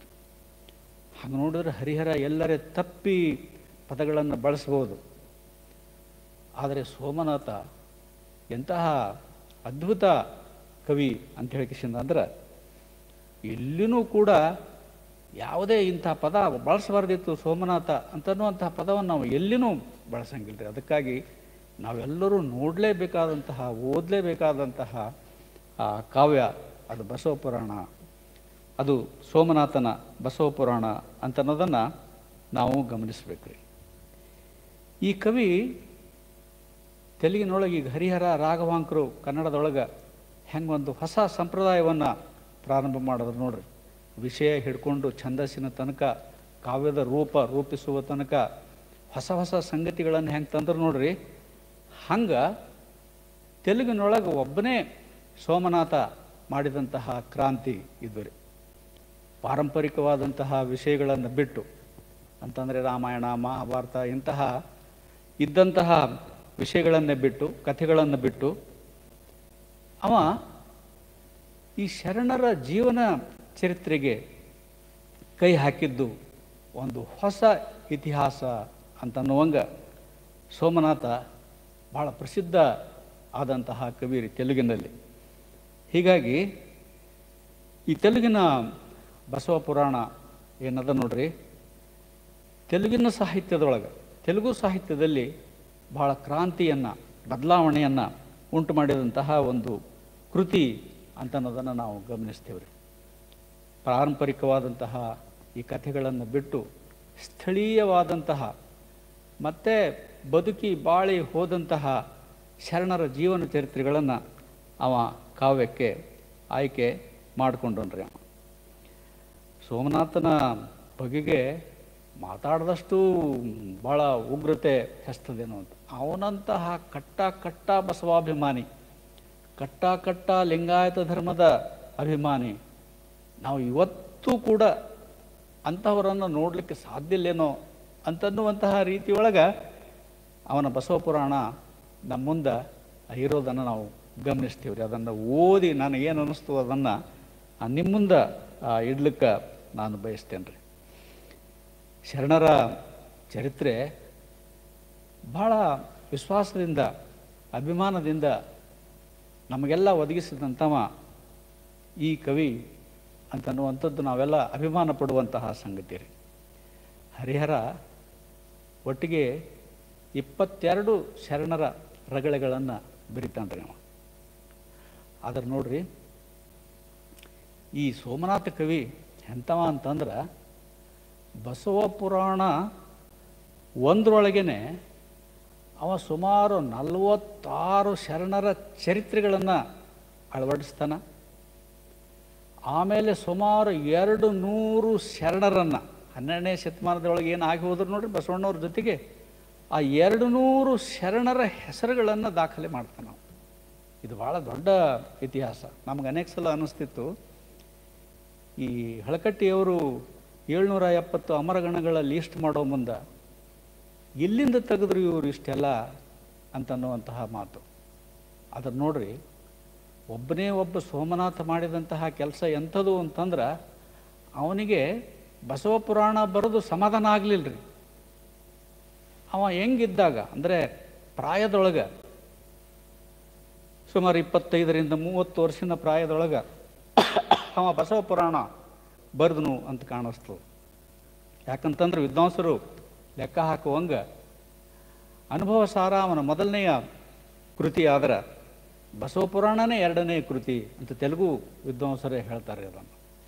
ಅದಕ್ಕಾಗಿ ಬಹುಶಃ ಸೋಮನಾಥ ಭಾಳ ಅಂತಂದ್ರೆ 25ರಿಂದ 30 ವರ್ಷ ಇದ್ದಾಗಲೇ ಆಗಿನ ಕಾಲಕ್ಕೆ ಆ ವಯಸ್ಸಿನೊಳಗೆ ಪ್ರತಿಭೆ ಅಂತನ್ನುವಂಥದ್ದು ಭಾಳ ನಿಗಿ ಕೆಂಡದಂತೆ ಆ ಕೆಲಸ ಮಾಡ್ತಿರ್ತದೆ ರೀ. ಆ ವಯಸ್ಸಿನ ಹುರುಪು, ಅವನ ಪ್ರತಿಭೆ, ಶರಣರ ಬಗೆಗೆ ಇರುವಂತಹ ಅವನಿಗೆ ಅಭಿಮಾನ, ಹೀಗಾಗಿ ಅವ ಭಾಳ ವ್ಯಾಪಕವಾಗಿ ಕ್ಷೇತ್ರ ಕಾರ್ಯನೂ ಮಾಡ್ಯಾನೇನೋ ಅಂತ ಹೇಳಿಕಿಂದ ಅನ್ನಿಸ್ತದೆ. ಹೀಗಾಗಿ ಈಗ ಹರಿಹರ ಒಂದು ರಗಳೆ ಬರಲಿಕ್ಕೆ ಪ್ರಾರಂಭ ಮಾಡಿದ್ರೆ, ಈಗ ರೇವಣ ಸಿದ್ದನ ರಗಳೆ ತಗೊಳ್ರಿ ನೀವು, ಬಸವಣ್ಣವ್ರ ರಗಳೆ ತಗೊಳ್ರಿ ನೀವು, ಯಾವುದೇ ರಗಳೆ ತೊಗೊಂಡ್ರಿ ಅಂತಂದ್ರೆ ನೇರವಾಗಿ ಅವ್ರಿಗೆ ಸಂಬಂಧಪಟ್ಟಂಥ ಸಂಗತಿಗಳನ್ನೇ ಹೇಳ್ಕೊತ ಹೋಗ್ತಾನೆ ರೀ ಅವ. ಆದರೆ ಸೋಮನಾಥ ಹೇಳುವಂತಹ ಮಾತು ಏನು ಅಂತ ಹೇಳಿಕಿಂದ ಅಂದ್ರಿ, ನಾ ಏನು ಮಾಡಕತ್ತೀನಿ ಅಂತ ಹೇಳಿಕಿಂದ ಅಂದ್ರೆ ಶರಣರ ಜೀವನ ಚರಿತ್ರೆಯಲ್ಲಿ ಈ ಮಾತನ್ನು ಗಮನಿಸ್ಬೇಕ್ರಿ ನಾವು. ಅಂದರೆ 12ನೇ ಶತಮಾನದ ಶರಣರನ್ನು ಕುರಿತು ಅವ ಕಾವ್ಯ ಬರಲಿಕ್ಕತ್ತಾನ. 12ನೇ ಶತಮಾನದ ಶರಣರ ಚರಿತ್ರೆಯಲ್ಲಿ ಅಂದರೆ ಒಬ್ಬೊಬ್ಬ ಶರಣನ ಜೀವನದಲ್ಲಿ ಬಸವಣ್ಣ ಏನು ಹುದುಕೊಂಡನ, ಏನು ಕಾಣಿಸ್ತಾನ, ಆ ಚರಿತ್ರೆಯನ್ನು ನಾನು ಈ ಬಸವ ಪುರಾಣದೊಳಗೆ ಹಿಡಿದಿಡಕ್ಕೆ ಬಯಸ್ತೀನಿ ಅಂತಂತಂದ್ರೆ ಅವ. ಹೀಗಾಗಿ ಇಲ್ಲಿರುವಂತಹ ಶರಣರ ಬರೇ ಬಸವ ಪುರಾಣದ ಬಗ್ಗೆನೇ ನಾವು ಮಾತಾಡಿದ್ರೆ 46 ಶರಣರ ಚರಿತ್ರೆಗಳನ್ನು ನಾವು ತಗೊಂಡ್ರೆ 46 ಶರಣರ ಜೊತೆಗೇ ಬಸವಣ್ಣನ ಪಾತ್ರನೂ ಕೂಡ ಅದರೊಳಗೆ ಬಂದು ಹೋಗುವಂಗೆ, ಅಥವಾ ಬಸವಣ್ಣನ ಪಾತ್ರ ಎಲ್ಲೆಲ್ಲಿ ಬರ್ತದೆ ನೋಡ್ರಿ ಅಲ್ಲಲ್ಲಿ ಸಂಗತಿಗಳನ್ನೇ ತಗೊಂಡು ಅವ ಈ ಚರಿತ್ರೆ ಕಟ್ಟಿಕೊಡುವಂತಹ ಕೆಲಸ ಮಾಡಿರೋದನ್ನು ನಾವು ಗಮನಿಸ್ತೀವಿ. ಹೀಗಾಗಿ ಒಂದೇ ವೇಳೆಗೇ ಅವ ಶರಣರ ಚರಿತ್ರೆ ಉಳಿಸ್ಯಾನ, ಶರಣ ಧರ್ಮ ಅರ್ಥಾತ್ ಲಿಂಗಾಯತ ಧರ್ಮದ ಇತಿಹಾಸವನ್ನು ಉಳಿಸ್ಯಾನವ, ಆಮೇಲೆ ಶರಣ ಚಳವಳಿಯ ಇತಿಹಾಸವನ್ನು ಉಳಿಸ್ಯಾನ್ರಿ. ಹೀಗಾಗಿ ಬರೇ ಒಂದೇ ಉದ್ದೇಶ ಇಲ್ಲ, ಒಂದು ಹೀಗೆ ಹಲವಾರು ಉದ್ದೇಶಗಳನ್ನು ಇಟ್ಟುಕೊಂಡು ಅವ ಕಾವ್ಯ ಬರೆದುದರಿಂದ ಮೈಯೆಲ್ಲ ಕಣ್ಣಾಗಿಸಿಕೊಂಡು ಶರಣರ ಬಗೆಗೆ ಎಲ್ಲಿನೂ ಕೂಡ ತನ್ನಿಂದಾಗಿ ಅಪವಾದ ಬರಬಾರ್ದು ಅವರಿಗೆ ಅಂತನ್ನುವಂತಹ ಎಚ್ಚರಿಕೆಯಿಂದಲೇ ಈತ ಆ ಕಾವ್ಯ ಬರಿತಾ ಹೋಗ್ತಾನೆ ಅಂತನ್ನುವಂತಹ ಮಾತನ್ನು ನಾವು ಗಮನಿಸ್ಬೇಕ್ರಿ. ಇಂತಹ ಸೋಮನಾಥ ಎಲ್ಲಿ ಅವ ಅಂತನ್ನುವಂಥದ್ದು ಒಂದು ಕುತೂಹಲ ರೀ. ಒಂದು ಸಣ್ಣ ಸಂಗತಿ ಸಿಕ್ತು ನನಗೆ, ಅದನ್ನು ನಾವು ಹಂಚಿಕೊಳ್ಬೇಕ್ರಿ. ಯಾಕಂತಂದ್ರೆ ಸೋಮನಾಥ ಎಲ್ಲೋ ವರಂಗಲ ಹತ್ರ ಒಂದು ಊರಿದು ಪಾಲ್ಕುರ್ಕೆ ಅಂತೇಳಿ ಅನ್ನುವಂಥದ್ದು. ಕೆಲವರು ಅವನ ಊರ ಇಲ್ಲೇ ತುಮಕೂರು ಜಿಲ್ಲಾದೊಳಗೆ ಒಂದು ಪಾಲ್ಕುರ್ಕೆ ಅಂತ ಹೇಳಿ ಬರ್ತದೆ, ಆ ಊರಿನವು ಇರಬೇಕು ಅಂತ ಹೇಳಿ ನಂತರ ಅದರ ಕೊನೆಗೆ ಅದು ವರಂಗಲದ ಹತ್ರ ಇರುವಂತಹ ಪಾಲ್ಕುರ್ಕೆಯವ ಅಂತನ್ನುವಂಥದ್ದು ನಮ್ಗೆ ಗೊತ್ತಾಗ್ತದೆ. ಅಷ್ಟು ದೂರ ಇರುವಂತಹ ಕವಿ ಇದನ್ನು ಹೆಂಗೆ ಶರಣರ ಚರಿತ್ರೆಗಳನ್ನು ಅವ ಆಯ್ಕೆ ಮಾಡಿಕೊಂಡ ಅಂತನ್ನೋ ಮಾತಿಗೆ ಅವ ಹೆಂಗೆ ನಮ್ಮ ಭಾಗದ ಸಮೀಪಕ್ಕೇನೆ ಬರ್ತಾನವ. ಅವ ಹಂಗೆ ಬಂದಿರೋದನ್ನು ಗಮನಿಸಿದ್ರೆ ಬಹುಶಃ ಈ ಭಾಗದೊಳಗೆ ಶರಣರು ಎಲ್ಲೆಲ್ಲಿ ಯಾವ್ಯಾವ ಊರೊಳಗೆ ಆಗಿ ಹೋಗ್ಯಾರ ನೋಡ್ರಿ. ಈಗ ನಾವು ಶರಣರ ಸ್ಮಾರಕಗಳನ್ನು ಹುಡುಕಾಡಿ ಅಲ್ಲಿ ಇರುವಂತಹ ಮಾಹಿತಿಗಳನ್ನು ಸಂಗ್ರಹ ಮಾಡಿ ಈ ಮೌಖಿಕ ಚರಿತ್ರೆ ಅಂತನ್ನುವಂತಹ ಒಂದು ಭಾಳ ಮುಖ್ಯವಾದಂತಹ ಒಂದು ಚರಿತ್ರೆಯನ್ನು ಕಟ್ಕೊಳ್ಳಿಕ್ಕೆ ಸಾಧ್ಯ ನೋಡ್ರಿ. ಹಂಗೆ ಸೋಮನಾಥ ನನಗನ್ನಿಸ್ತದೆ ರೀ, ಅವ ಈ ಭಾಗದೊಳಗೂ ಅಡ್ಡಾಡ್ಯಾನ. ಮತ್ತು ಬಹುಶಃ ಶರಣರು ಯಾವ ಊರೊಳಗೆ ಅದಾರ ನೋಡ್ರಿ, ಆಯಾ ಊರೊಳಗೆ ಬಹುಶಃ ಅವ ಅಡ್ಡಾಡಿ ಈ ಮಾಹಿತಿಗಳನ್ನು ಸಂಗ್ರಹ ಮಾಡ್ಕೊಂಡಾರೇನೋ ಅಂತ ಹೇಳಿ ಕಿಶಂದ ಅನ್ನಿಸ್ತದೆ. ಡಾಕ್ಟರ್ ಬಿ ಬಿ ಹೆಂಡಿಯವರು ಒಂದು ಕಡೆ ಬರೀತಾರೆ, ಹರಿಹರ ಹೊಸಪೇಟೆದೊಳಗಿದ್ದವ, ಅಷ್ಟು ದೂರ ಅವ ಹಂಪಿ ಒಳಗಿದ್ದವ. ಆ ಕಡೆ ಈ ಕಲ್ಯಾಣ ಕ್ರಾಂತಿ ಆದ ನಂತರ ಹೋದ ಜನ ಕಮ್ಮಿ, ಆದರೆ ಕಲ್ಯಾಣ ಕ್ರಾಂತಿ ಆದ ನಂತರ ಹೆಚ್ಚು ಜನ ಹೋಗಿದ್ದು ಈ ಶ್ರೀಶೈಲದ ಕಡೆಗೆ, ಆಂಧ್ರ ಪ್ರದೇಶದಲ್ಲಿ ಹೆಚ್ಚಾಗಿ ಹೋದ್ರವರು. ಹೀಗಾಗಿ ಈ ಸೋಮನಾಥನಿಗೇನು ಶರಣರ ಬಗೆಗೆ ಮಾಹಿತಿ ಸಿಕ್ತು ನೋಡ್ರಿ, ಅದು ಬಹಳ ಅಧಿಕೃತವಾದಂತಹ ಮಾಹಿತಿ ಅನ್ನಿಸ್ತದ ಅಂತನ್ನುವಂಥ ಮಾತನ್ನು ಅವರು ಒಂದು ಕಡೆ ಬರೀತಾರೆ ಅವರು. ಹೀಗಾಗಿ ಸೋಮನಾಥ ಬಸವಪುರಾಣ ಬರಿಬೇಕಾಯ್ತು ಅಂತ ಹೇಳಿಕ್ಷಂದ್ರೆ ಸೋಮನಾಥನಿಗೆ ನನಗೆ ಇಂತಿಂಥ ಜನ, ಅನೇಕ ಜನರು ನನಗೆ ಭೇಟಿಯಾದರು. ಇವರೆಲ್ಲರೂ ಹೇಳಿದಂತಹ ಮಾಹಿತಿಗಳನ್ನೇ ನಾನು ಸಂಗ್ರಹಿಸಿ ಅದಕ್ಕೆ ಕೇಡು ಬರದಂತೆ, ಅದಕ್ಕೆ ನನ್ನಿಂದಾಗಿ ಏನರೇ ನ್ಯೂನ್ಯತೆ ಬರದಂತೆ ನಾನು ಈ ಕಾವ್ಯವನ್ನು ಬರಿತಾ ಇದ್ದೇನೆ ಅಂತನ್ನುವಂತಹ ಮಾತನ್ನು ಅವ ಹೇಳ್ತಾನ್ರಿ ಅವ. ಹೀಗಾಗಿ ಈ ಪಾಲ್ಕುರ್ಕೆ ಸೋಮನಾಥ ನೋಡ್ರಿ ನಮಗೆ ಬಹಳ ವಿಶ್ವಾಸಕ್ಕೆ ಸಮೀಪವಾದಂತಹ ಮಾಹಿತಿಗಳನ್ನು, ನಾವು ನಂಬಬಹುದಾದಂತಹ ಮಾಹಿತಿಗಳನ್ನು ಅವ ಕೊಟ್ಕೋತ ಹೋಗ್ತಾನ್ರಿ ಅವ. ಪಾಲ್ಕುರ್ಕೆ ಸೋಮನಾಥ ಬಸವಣ್ಣನ ಹೆಸರು ತೆಗೆದ್ರೆ ಒಂದು ರೀತಿಯಿಂದ ಅವನಿಗೆ ಏನಂತೀರಿ, ಬಸವಣ್ಣನೇ ಆ ಮೈಯಾಗಿ ಬರ್ತಾನೇನೋ ಅಂತ ಅನ್ನುವಂಗೆ, ಅವತಾರಿ ಪುರುಷ ಅಂಥೇಳಿ ಅನ್ನುವಂಗೆ. ಅವ ಸುಮಾರು ಈ ಸಣ್ಣ ಸಣ್ಣ ಕೃತಿಗಳನ್ನು ಭಾಳ ಬರ್ದಾನ್ರಿ ಅವ. ಒಂದು ಈ ಪಾಲ್ಕುರ್ಕೆ ಸೋಮನಾಥನ ಲಘು ಕೃತಿಗಳು ಅಂತ ಒಂದು ಪುಸ್ತಕ ಪ್ರಿಂಟ್ ಮಾಡ್ಯಾರ.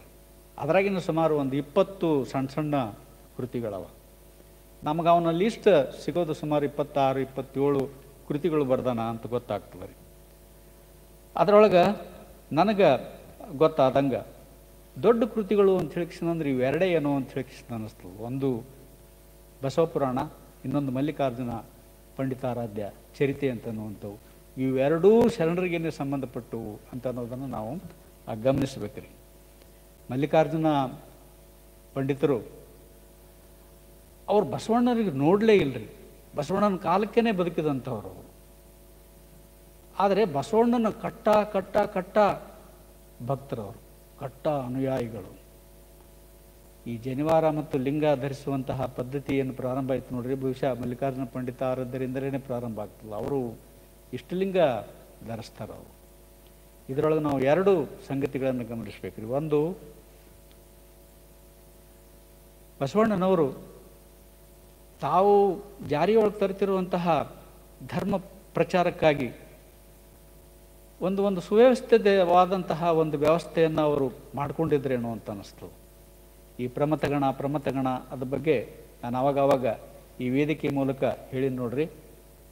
ಇವರೆಲ್ಲ ಬಸವ ಧರ್ಮವನ್ನು ಪ್ರಚಾರ ಮಾಡಲಿಕ್ಕಾಗೇ 1,96,000 ಅಲ್ರಿ, ಅದು 1,00,000 ಮೇಲೆ 96,000 ಅಂತಂದ್ರೂ ಕಡಿಮೆನೇ ಅದು. ಯಾಕಂತಂದ್ರೆ 4-5 ಈಗಿನ ರಾಜ್ಯಗಳೇನವ ನೋಡ್ರಿ, ಮಹಾರಾಷ್ಟ್ರ, ಕರ್ನಾಟಕ, ತೆಲಂಗಾಣ, ಆಂಧ್ರ ಪ್ರದೇಶ, ಆಮೇಲೆ ಮುಂದೆ ಕೇರಳ, ಇಲ್ಲೆಲ್ಲ ಲಿಂಗಾಯತ ಧರ್ಮ, ಬಸವ ಧರ್ಮ ಪ್ರಚಾರ ಆಗಿದ್ದನ್ನು ಗಮನಿಸಿದ್ರೆ ಅವ್ರದ್ದು ನೆಟ್ವರ್ಕ್ ಪ್ರಚಾರದ್ದು ಭಾಳ ಚಲೋನೇ ಮಾಡ್ಕೊಂಡಿದ್ರೇನೋ ಅಂತ ಹೇಳಿ ಅನ್ನಿಸ್ತದೆ ರೀ. ಅದಕ್ಕಾಗಿಯೇ ಪ್ರಚಾರ ಕೇಳಿನೇ ಬಸವಣ್ಣನವರ ಮಾಹಿತಿಯನ್ನು, ಬಸವಣ್ಣನವರ ಪ್ರಭಾವವನ್ನು, ಬಸವಣ್ಣನವರ ತತ್ವಗಳನ್ನು ಜನರ ಬಾಯಿಂದ ಕೇಳಿದಂತಹ ಪಂಡಿತಾರಾಧ್ಯರು ಇಷ್ಟಲಿಂಗವನ್ನು ಧರಿಸಿ ಬಸವಣ್ಣನ ಭಕ್ತರಾಗ್ತಾರೆ. ಎಂದೂ ಅವರು ಸಾಯ ತನಕನೂ ಬಸವಣ್ಣವ್ರಿಗೆ ನೋಡಂಗಿಲ್ಲ ರೀ. ಅವರು ಬಸವಣ್ಣವ್ರಿಗೆ ಕೊನೆಗೆ ಭೇಟಿ ಆಗಬೇಕು ಅಂತ ಹೇಳಿ ಬರೋ ಮುಂದೆನೇ ಬಸವಣ್ಣವ್ರಿಗಿಂದ ಕಲ್ಯಾಣದಿಂದ ಹೋದಂತಹ ಜನ ಇಲ್ಲ. ಒಂದು ವಾರದ ಹಿಂದಲೇ ಬಸವಣ್ಣವರು ಕೂಡಲ ಸಂಗಮಕ್ಕೆ ಹೋದರು, ಅಲ್ಲಿ ಐಕ್ಯ ಆದರು ಅಂತನ್ನುವಂತಹ ಮಾತನ್ನು ಹೇಳ್ತಾರೆ. ಹೀಗಾಗಿ ಬಸವಣ್ಣವರಿಗೆ ಪಂಡಿತಾರಾಧ್ಯರಿಗೆ ಭೇಟಿನೇ ಆಗಂಗಿಲ್ಲ ರೀ. ಪಂಡಿತಾರಾಧ್ಯರನ್ನು ನೆಪ ಮಾಡಿಕೊಂಡು ಇನ್ನೊಂದು ಬಸವ ಚರಿತ್ರೆಯನ್ನು ಅವ ಮಲ್ಲಿಕಾರ್ಜುನ ಪಂಡಿತಾರಾಧ್ಯ ಚರಿತ್ರೆ ಅಂತ ಕರೆದಾನವ. ಆದರೆ ನೀವು ಓದಿ ನೋಡಿದ್ರೆ ಆಶ್ಚರ್ಯ ಏನು ಅಂತ ಹೇಳಿಸಿದಂದ್ರಿ, ಇಲ್ಲೇನು ಬಸವ ಪುರಾಣದೊಳಗೆ 46 ಜನರ ಚರಿತ್ರೆ, ಅದ್ರ ಜೊತೆಗೆ 200 ಜನರ ಶರಣರ ಉಲ್ಲೇಖ ಮಾಡ್ತಾನ ಅಂತ ಹೇಳಿ ಏನು ಹೇಳ್ದು ನೋಡ್ರಿ. ಅಲ್ಲಿ 300 ಜನ ಶರಣರ ಉಲ್ಲೇಖ ಮಾಡ್ತಾನೆ. ಬಹಳ ಅದ್ಭುತವಾದಂಥ ಒಂದು ಕೆಲಸ ಇದೆ. ಅಂದರೆ ಅವ ಎಷ್ಟು ಕ್ಷೇತ್ರ ಕಾರ್ಯ ಮಾಡ್ಯಾನ ಅಂತ ಅನ್ನೋದನ್ನು ನಾವು ಗಮನಿಸಬೇಕು.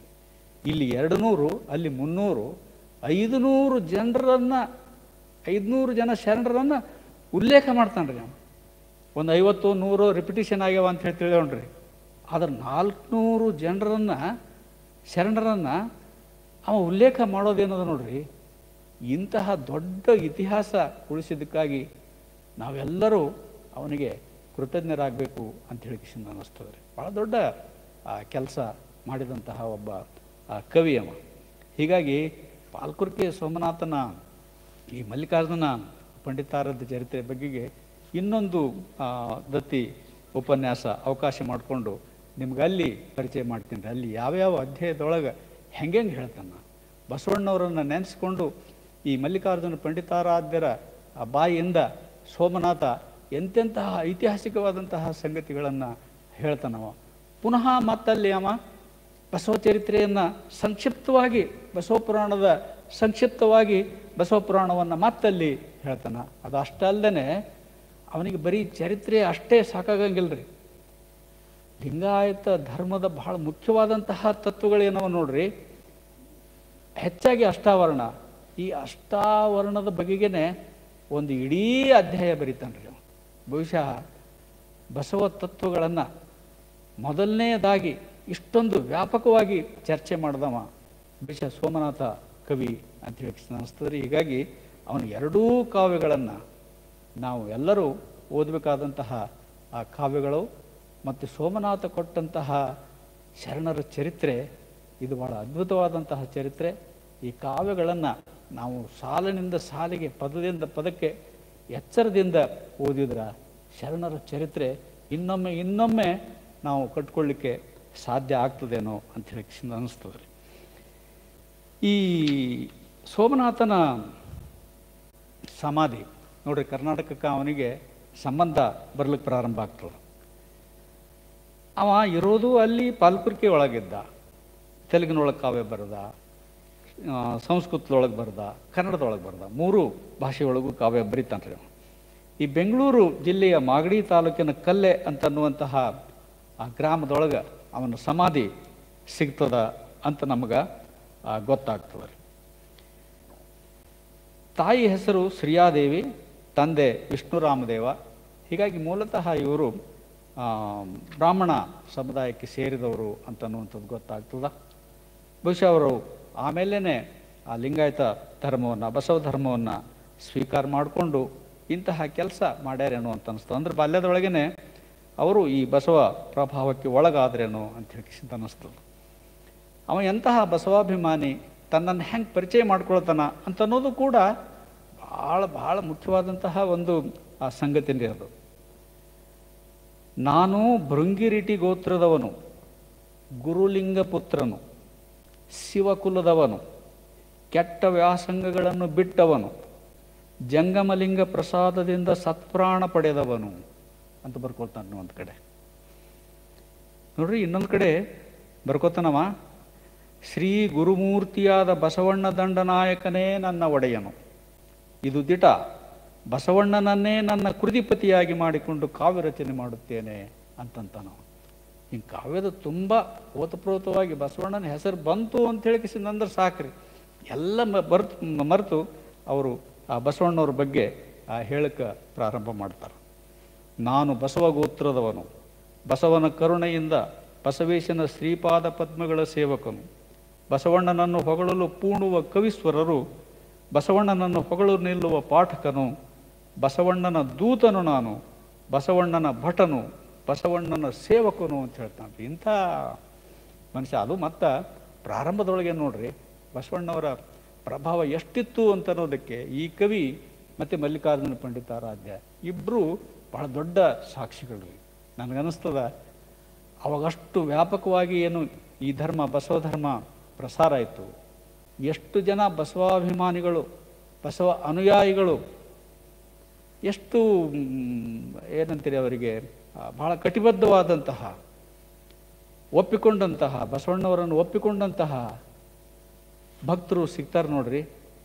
ಬಹುಶಃ ಈ ಕಾಲದ ಲಿಂಗಾಯತರನ್ನು ನೋಡಿದರೆ ನಮಗೆ ಭಾಳ ನಿರಾಸೆ ಆಗ್ತದ ಅಂತನ್ನುವಂಥ ಮಾತನ್ನು ನಾವು ಗಮನಿಸಬೇಕು. ಅದಕ್ಕಾಗಿ ಈ ಎರಡೂ ಕಾವ್ಯಗಳು ಭಾಳ ಪ್ರಮುಖವಾದಂತಹ ಕಾವ್ಯಗಳು ಅಂತ ನಮಗೆ ಅನ್ನಿಸ್ತವ್ರಿ. ನಾವು 3 ಭಾಷೆಯೊಳಗೆ ಬರೆದಂಥ ಆ ಕಾವ್ಯಗಳದೊಂದು ಲಿಸ್ಟ್ ಸಿಗುತ್ತದೆ ರೀ. ವೇಳೆ ಹಾಕೋತ ಹೋಗ್ತದೆ, ಅದಕ್ಕಾಗಿ ಸಂಕ್ಷಿಪ್ತ ಮಾಡ್ಕೋತ ಹೋಗ್ತೀನಿ. ನಾ ತೆಲುಗಿನೊಳಗೆ ಸುಮಾರಾಗಿ 16 ಕಾವ್ಯಗಳದೊಂದು ಲಿಸ್ಟ್ ಸಿಗ್ತದೆ ನಮ್ಗೆ. ಸಂಸ್ಕೃತದೊಳಗೆ 8 ಕಾವ್ಯಗಳ ಲಿಸ್ಟ್ ಸಿಗ್ತದೆ ನಮಗೆ. ಆಮೇಲೆ ಕನ್ನಡದಲ್ಲಿ 5 ಕೃತಿಗಳು ಬರೆದಂತೆ ಲಿಸ್ಟ್ ಸಿಗ್ತದೆ ನಮಗೆ. ಬಸವಣ್ಣನ ಹೆಸರ ಮೇಲೇ ಅವನ ಟೈಟಲ್ಗಳು 12 ಪುಸ್ತಕಗಳು ಬಸವಣ್ಣನ ಹೆಸರ ಮೇಲೇ ಸಿಗೋದನ್ನು ನಾವು ಗಮನಿಸ್ತೀವಿ ರೀ. ಹೀಗಾಗಿ ಇವ್ದೇನಾಯಿತು ಅಂತಂದ್ರೆ ಹರಿಹರ ಬಿಡಿ ಬಿಡಿಯಾಗಿ ಬರೆದಿದ್ದ ಇವ ಒಂದು ಕಾವ್ಯ ಕಟ್ಕೊಡುವಂತಹ, ಅಂದರೆ ಅದರ ರಚನೆ ಏನದ ನೋಡ್ರಿ, ಬಸವ ಪುರಾಣದ ರಚನೆಯ ರೀತಿ ಏನದ ನೋಡ್ರಿ, ಸ್ಟ್ರಕ್ಚರ್. ಒಂದು ಶರಣರ ಚರಿತ್ರೆ ತಗೊಂಡು ಅಂತ ಹೇಳಿದ್ರೆ ಅದಕ್ಕೆ ಸಂಬಂಧಪಟ್ಟಂತೆ ಅಂತಹ ಶರಣರ, ಅಂತಹ ಶಿವಭಕ್ತರ ಕಥೆಗಳನ್ನು ಉಪಕಥೆಗಳಾಗಿ ಅವ ಜೊತೆ ಕೊಡ್ತಾನ್ರಿ. ಎಲ್ಲಿಂದ ಇವು ತಮಿಳುನಾಡಿನ 63 ಶಿವಶರಣರಿಂದ ಕೆಲವೊಂದು ಬಳಸ್ಕೊಂಡನ, ಕರ್ನಾಟಕದ ಶಿವಭಕ್ತರನ್ನು ಕೆಲವೊಂದು ಬಳಸ್ಕೊಂಡನ. ಹೀಗಾಗಿ ಈ ಉಪಕಥೆಗಳು ಕೂಡ ಭಾಳ ಅಷ್ಟೇ ಬಳಸ್ಕೊತಾನ್ರಿ. ಅದರ ಶರಣರ ಕಥೆಗಳೇ ಭಾಳ ಅದಾವ. ಆ ಶರಣರಿಗೆ ಸಂಬಂಧಪಟ್ಟಂತೆ ಉಪಕಥೆಗಳಾಗಿ ಪುರಾಣ ಬರಿತಾ ಇರೋದ್ರಿಂದ ಇದು ಪಾರಂಪರಿಕವಾಗಿ ಬಂದಂತಹ ಒಂದು ಇತಿಹಾಸ ಇದು, ಇಂಥ ಒಂದು ಧರ್ಮ ಇದು. ಆ ಧರ್ಮ ಹೆಂಗೆ ಬದಲಾವಣೆ ಆಯಿತು ಅಂತನ್ನುವಂತಹ ಹೇಳುವ ಒಂದು ದೃಷ್ಟಿನೂ ಕೂಡ ಆ ಸೋಮನಾಥನಿಗೆ ಇತ್ತು ಕಾಣಿಸ್ತದೆ. ಹೀಗಾಗಿ ಅವ ಏನು ಮಾಡಿದನು ಅಂತಂದ್ರೆ ಆ ಬೇರೆ ಶಿವಭಕ್ತರ, ಅಂದರೆ ಈ ಶರಣರಕ್ಕಿಂತಲೂ ಹಿಂದೆ ಆಗಿ ಹೋದಂತಹ ಶಿವಭಕ್ತರ ಕಥೆಗಳನ್ನು ಉಪಕಥೆಗಳಾಗಿ ಜೋಡಿಸಿ ಅವ ಅಲ್ಲಿ ಹೇಳಿಲ್ಲ. ಅದರ ಸೂಚ್ಯವಾಗಿ ಏನು ಹೇಳಕ್ಕೆ ಬಯಸೋಣ ಅಂತಂದ್ರೆ ಹಿಂದಿನ ಶಿವಭಕ್ತರಿಗಿಂತಲೂ ಈಗಿನ ಶರಣರ ಏನದಾರ ನೋಡ್ರಿ, ಇವರು ಅವ್ರಿಗಿಂತಲೂ ಅದ್ಭುತವಾದಂತಹ ಚರಿತ್ರೆಯನ್ನು ಹೊಂದಿದಂಥವರು, ಅವ್ರಿಗಿಂತಲೂ ಭಾಳ ಅಗಾಧವಾದಂತಹ ವ್ಯಕ್ತಿತ್ವ ಹೊಂದಿದವರು ಅಂತನ್ನುವಂತಹ ಮಾತನ್ನು ಅವ ಹೇಳಲಿಕ್ಕೆ ಬಯಸ್ತಾನೇನೋ ಅಂಥೇಳಿ ಅನ್ನಿಸ್ತವ್ರಿ. ಹೀಗಾಗಿ ಅವ ಏನು ಒಂದು ಕಾವ್ಯದ ಚೌಕಟ್ಟು ಹಾಕ್ಕೊಡ್ತಾನೆ ನೋಡ್ರಿ. ಮುಂದೆ ಬಂದಂತಹ ಎಲ್ಲ ಕನ್ನಡದ ಕಾವ್ಯಗಳು ಬಸವ ಪುರಾಣಕ್ಕೆ ಬಸವಣ್ಣನಿಗೆ ಸಂಬಂಧಪಟ್ಟಂತೆ, ಶರಣರಿಗೆ ಸಂಬಂಧಪಟ್ಟಂತೆ ಎಷ್ಟು ಕಾವ್ಯಗಳು ಬಂದು ನೋಡ್ರಿ ಕನ್ನಡದೊಳಗೆ. ಅವರೆಲ್ಲರೂ ಯಾವ ಮಾದರಿಯನ್ನು ಅನುಸರಿಸಿದ್ರು ಅಂತಂದ್ರೆ ಅವ್ರು ಹರಿಹರನ ಮಾದರಿಯನ್ನು ಅನುಸರಿಸಲಿಲ್ಲರಿ, ಈ ಸೋಮನಾಥನ ಬಸವ ಪುರಾಣದ ಮಾದರಿಯನ್ನೇ ಅನುಸರಿಸಿದ್ರು ಅವರು. ಹೀಗಾಗಿ ಈ ಸೋಮನಾಥನ ಪ್ರಭಾವ ಕನ್ನಡದ ಮೇಲಾಗ್ಯದ ರೀ. ಸಂಸ್ಕೃತದೊಳಗೆ ಅಂತಹ ಕೃತಿಗಳು ಹುಟ್ಟ್ಯಾವ, ತೆಲುಗಿನೊಳಗಂಥ ಕೃತಿಗಳು ಹುಟ್ಟ್ಯಾವ. ಕನ್ನಡದವರಂತೂ ಸರಿನೇ ಸರಿ ಎಲ್ಲರೂ ತೆಲುಗಿನ ಬಸವ ಪುರಾಣದ ರಚನೆಯ ರೀತಿಯನ್ನೇ ಇಟ್ಟುಕೊಂಡು ಮುಂದೆ ಆ ಶರಣರ ಕಾವ್ಯಗಳನ್ನು ಬರೆದ್ರಿ ಅವರು. ಇವ ಯಾರನ್ನು ಉದ್ದೇಶಿಸಿ ಈ ಬಸವ ಪುರಾಣದ ಕಥೆಯನ್ನು ಹೇಳ್ತಾನ ಅಂತಂದ್ರೆ ಅಗ್ರಹಾರ ಗೊಬ್ಬೂರಿನ ಸಂಗನಮಾತ್ಯ ಅಂತ ಒಬ್ಬ ಅರಸ ಮಾಡ್ಲಿಕ್ಕಿರಬೇಕು. ಒಂದು ಊರಿಗೆ ಒಬ್ಬ ಅರಸ ಅಂತೇಳಿ ಏನು ಕೇಳ್ತೀವಿ ನೋಡ್ರಿ. ಹಂಗೆ ಈ ಸಂಗನಮಾತ್ಯ ಎಲ್ಲಿದ್ದು ನೀವ ಅಂತ ಹೇಳಿಕಂದ್ರೆ ಅಗ್ರಹಾರ ಗೊಬ್ಬೂರಿನವ ಅಂತನ್ನುವಂಥ ಮಾತನ್ನು ಅವ ಪ್ರತಿ ಬಸವ ಪುರಾಣದ ಪ್ರತಿ ಅಧ್ಯಾಯದ ಕೊನೆಗೆ ಅಥವಾ ಪ್ರಾರಂಭದೊಳಗೆ ಅವನ ನೆನೆಸಿನೇ ಈಗ ನಿನ್ನನ್ನು ಉದ್ದೇಶಿಸಿ ಈ ಕಾವ್ಯ ಹೇಳ್ಕತ್ತೀನಪ್ಪ, ನೀನೇ ಈ ಕಾವ್ಯ ಕೇಳಕ್ಕೆ ಯೋಗ್ಯ ಅಂಥೇಳಿ ಅಂದ್ರೆ ಆಗಿನ ಕಾಲಕ್ಕೆ ಕಟ್ಟಾ ಲಿಂಗಾಯತಂತ್ರಿ ಅವ. ಅಲ್ಲಿ ಒಬ್ಬರು ಆ ಊರೊಳಗೊಬ್ಬರು ಈ ದೀಕ್ಷೆ ಕೊಡುವಂತಹ ಗುರುಗಳಿದ್ದರು. ಅದು ಒಂದು ರೀತಿಯಿಂದ ಆ ಗುರುಗಳ ಭಕ್ತ ಇವ, ಶಿಷ್ಯ ಇವ. ಹೀಗಾಗಿ ಬಹಳ ಅಭಿಮಾನಿ ಅಂತ ಹೇಳ್ತಾನೆ ರೀ ಅವ. ಲಿಂಗೈಕ್ಯ ಅಂತನ್ನೋ ಮಾತಿನ ಅರ್ಥ ಈ ವೇದಿಕೆ ಮೂಲಕನೇ ನಾನು ಅನೇಕ ಸಲ ಈ ಲಿಂಗೈಕ್ಯ ಅಂತನ್ನುವಂಥದ್ದನ್ನು ಲಿಂಗಾಯತ ಅಂತನ್ನುವಂತಹ ಮಾತಿಗೆ ಸಮನಾಗಿ ಬಳಸ್ಯಾರ ಕವಿಗಳು ಅಂತನ್ನುವಂಥ ಮಾತನ್ನು ನಾನು ಹೇಳೇನೆ. ಈ ಅಗ್ರಹಾರ ಗೊಬ್ಬೂರು ಯಾವುದು ಅಂತನ್ನೋದನ್ನು ನಮ್ಮ ವಿದ್ವಾಂಸರು ಹೆಚ್ಚು ಅದು ಚರ್ಚೆನೇ ಮಾಡಿಲ್ರಿ, ಹೆಚ್ಚು ಚರ್ಚೆ ಏನು. ಅವ ಹಿಂಗೆ ಗೊಬ್ಬೂರಿನ ಸಂಗನಮಾತ್ಯ ಅವನನ್ನು ಉದ್ದೇಶಿ ನಾ ಕಾವ್ಯ ಬರಿತೀನಿ ಅಂತಂದ್ರೆ ಹಿಂದೇನು ಆಶ್ರಯ ಕೊಡ್ತಿದ್ರು ನೋಡ್ರಿ ಅರಸರು, ಹಂಗೆ ಇವನಿಗೆ ಆಶ್ರಯ ಕೊಟ್ಟವ. ಆದ್ರೆ ಬಸವಣ್ಣವ್ರ ನಂತರ ಈ ಆಶ್ರಯವನ್ನು ಲಿಂಗಾಯತ ಕವಿಗಳು ಒಪ್ಪಲಿಲ್ಲ ನೋಡ್ರಿ. ಅದಕ್ಕಾಗಿ ನಿನ್ನನ್ನು ಉದ್ದೇಶಿಸಿ ಕಾವ್ಯ ಬರಿತೀನಿ ಅಂತನ್ನುವಂಥ ಮಾತನ್ನು ಹೇಳ್ಕೊತ ಹೋಗ್ತಾನೆ ರೀ. ಆದರೆ ನಮ್ಮ ಅಧ್ಯಯನದೊಳಗೆ ಮತ್ತು ಪರಿವೀಕ್ಷಣೆಯೊಳಗೆ ನಮ್ಗೆ ಗೊತ್ತಾಗಿದ್ದೇನು ಅಂತ ಹೇಳಿಕ್ಷನಂದ್ರೆ ಈ ಅಗ್ರಹಾರ ಗೊಬ್ಬೂರು ಅಂತ ಪ್ರಸಿದ್ಧ ಆಗಿದ್ದು ಇತಿಹಾಸದೊಳಗೆ ಶಾಸನಗಳ ಮೂಲಕವಾಗಿ ಕಾವ್ಯದ ಮೂಲಕವಾಗಿ ಪ್ರಸಿದ್ಧ ಆಗಿದ್ದು ಅಂತಂದ್ರೆ ಇದೇ ದೇವದುರ್ಗ ತಾಲೂಕಿನ ಗೊಬ್ಬೂರು ಅದ ನೋಡ್ರಿ, ಬಿಬ್ಬಿ ಬಾಚಯ್ಯ ಅಂತನ್ನುವಂತಹ ಶರಣರ ಹೆಸರು ನೀವು ಕೇಳ್ತೀರಿ. ಆ ಶರಣನ ಊರೇ ಇದು ಗೊಬ್ಬೂರು. ಈ ಗೊಬ್ಬೂರು ಇದು ಅಗ್ರಹಾರ ಗೊಬ್ಬೂರು. ಇದು ಈ ನಂಬಲ್ಲಿ ಒಂದೇನು ಕಲಬುರಗಿ ಹತ್ತೇನೆ ಒಂದು ಗೊಬ್ಬರ ಅದ ನೋಡ್ರಿ, ಅದು ಅಫಜಲ್ಪುರ ತಾಲೂಕ ಗೊಬ್ಬೂರು. ಅದು ಸಂತೆ ಗೊಬ್ಬೂರು ಅಂತ ಉಲ್ಲೇಖ ಬರ್ತದೆ ರೀ. ಅದು ಅಂದರೆ ಅಲ್ಲಿ ವ್ಯವಹಾರಕ್ಕೆ ಸಂಬಂಧಪಟ್ಟಂತಹ ಊರದು. ಹೀಗಾಗಿ ಆ ಶಾಸನಗಳಲ್ಲೆಲ್ಲ ಅದು ಸಂತೆ ಗೊಬ್ಬೂರು ಅಂತ ಹೇಳಿ ಬರ್ತದ. ಶಾಸನಗಳಲ್ಲೆಲ್ಲ ಅಗ್ರಹಾರ ಗೊಬ್ಬೂರು ಅಂತ ಹೇಳಿ ಬರುವಂಥದ್ದು ಈ ಒಂದೇ ಗೊಬ್ಬೂರು. ಇಲ್ಲಿ ಒಂದು ಸಣ್ಣ ಸಂಗತಿ ನಮ್ಗೆ ಈ ಅನೇಕ ವಿಷಯಗಳನ್ನು ಖಚಿತಪಡಿಸ್ಕೊಳ್ಳಿಕ್ಕೆ ಹೆಂಗೆ ಸಣ್ಣ ಸಣ್ಣ ಸಂಗತಿಗಳೇ ನಮ್ಮ ಉಪಯೋಗಕ್ಕೆ ಬರ್ತಾವ ಅಂತ ಅನ್ನೋದಕ್ಕೆ, ಈ ಅಗ್ರಹಾರ ಗೊಬ್ಬೂರು ಅಂತಂದ್ರೆ ಇದು ದೇವದುರ್ಗ ತಾಲೂಕಿನ ಗೊಬ್ಬರು. ಅಲ್ಲೇ ರಾಯಚೂರ್ಲಿಂದ ಒಂದು 18-20 ಕಿಲೋಮೀಟ್ರ್ ದಕ್ಷಿಣಕ್ಕೆ ಅದ ರೀ. ಅದು ಆ ಗೊಬ್ಬೂರೇ ಅಥವಾ ಬಿಬ್ಬಿ ಬಾಚೆಯನ್ನು ಗೊಬ್ಬೂರೇ ಅಂತ ಹೇಳಿಕ್ಷಿಂದ ಅನ್ನೋದಕ್ಕೆ ನಮಗೊಂದು ಸಣ್ಣದು ಒಂದು ಕ್ಲೂ ಸಿಗ್ತದೆ ರೀ. ಅದು ಏನು ಅಂತಂದ್ರೆ ಇವ ಸೋಮನಾಥನೇ ಬರಿತಾನೆ ರೀ. ಸೋಮನಾಥನ ಕಾವ್ಯ ಬಿಟ್ಟರೆ ಬಿಬ್ಬಿ ಬಾಚೆಯನ ಕಾವ್ಯ ಬರೆದಂಥ ಬೇರೆಯವರಲ್ಲಿ ಈ ಸಂಗತಿ ನಮ್ಗೆ ಸಿಗಂಗಿಲ್ಲ. ಸೋಮನಾಥ ಏನು ಬರಿತಾನ ಅಂತಂದ್ರೆ ಈ ಬಿಬ್ಬಿ ಬಾಚೆಯ ಕಥೆ ಮುಂದೆ ಒಂದು ಸ್ವಲ್ಪ ಪ್ರಸ್ತಾಪ ಮಾಡ್ತೇನೆ ರೀ ಅದ್ರ ಬಗ್ಗೆ. ಅದು ಶರಣರ ಕಾಲಕ್ಕೇನು ಈ ಪ್ರಸಾದದ ಕಾನ್ಸೆಪ್ಟ್ ಬಂತು, ಪ್ರಸಾದದ ಒಂದು ಕಲ್ಪನೆ ಬಂತು ನೋಡ್ರಿ.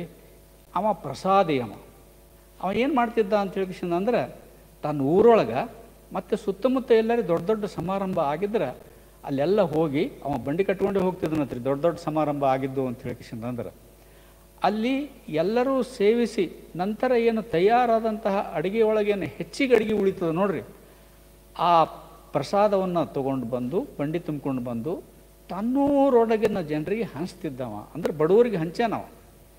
ಪ್ರಸಾದವನ್ನು ಹಾಳು ಮಾಡಲಾರ್ದೇ ಬಡವರಿಗೆ ಹಂಚುವಂತಹ ಕೆಲಸವನ್ನು ಭಾಳ ಮುಖ್ಯವಾಗಿ ಮಾಡ್ಯಾನ. ಸಹಜವಾಗಿಯೇ ಬಿಬ್ಬಿ ಬಾಚೆಯನ ಜೊತೆಗೆ ಆ ಊರಿನ ಬಡವರು ಇದ್ದರು ಅಂತ ಹೇಳಿ ಅನ್ನಂಗಾಯ್ತು.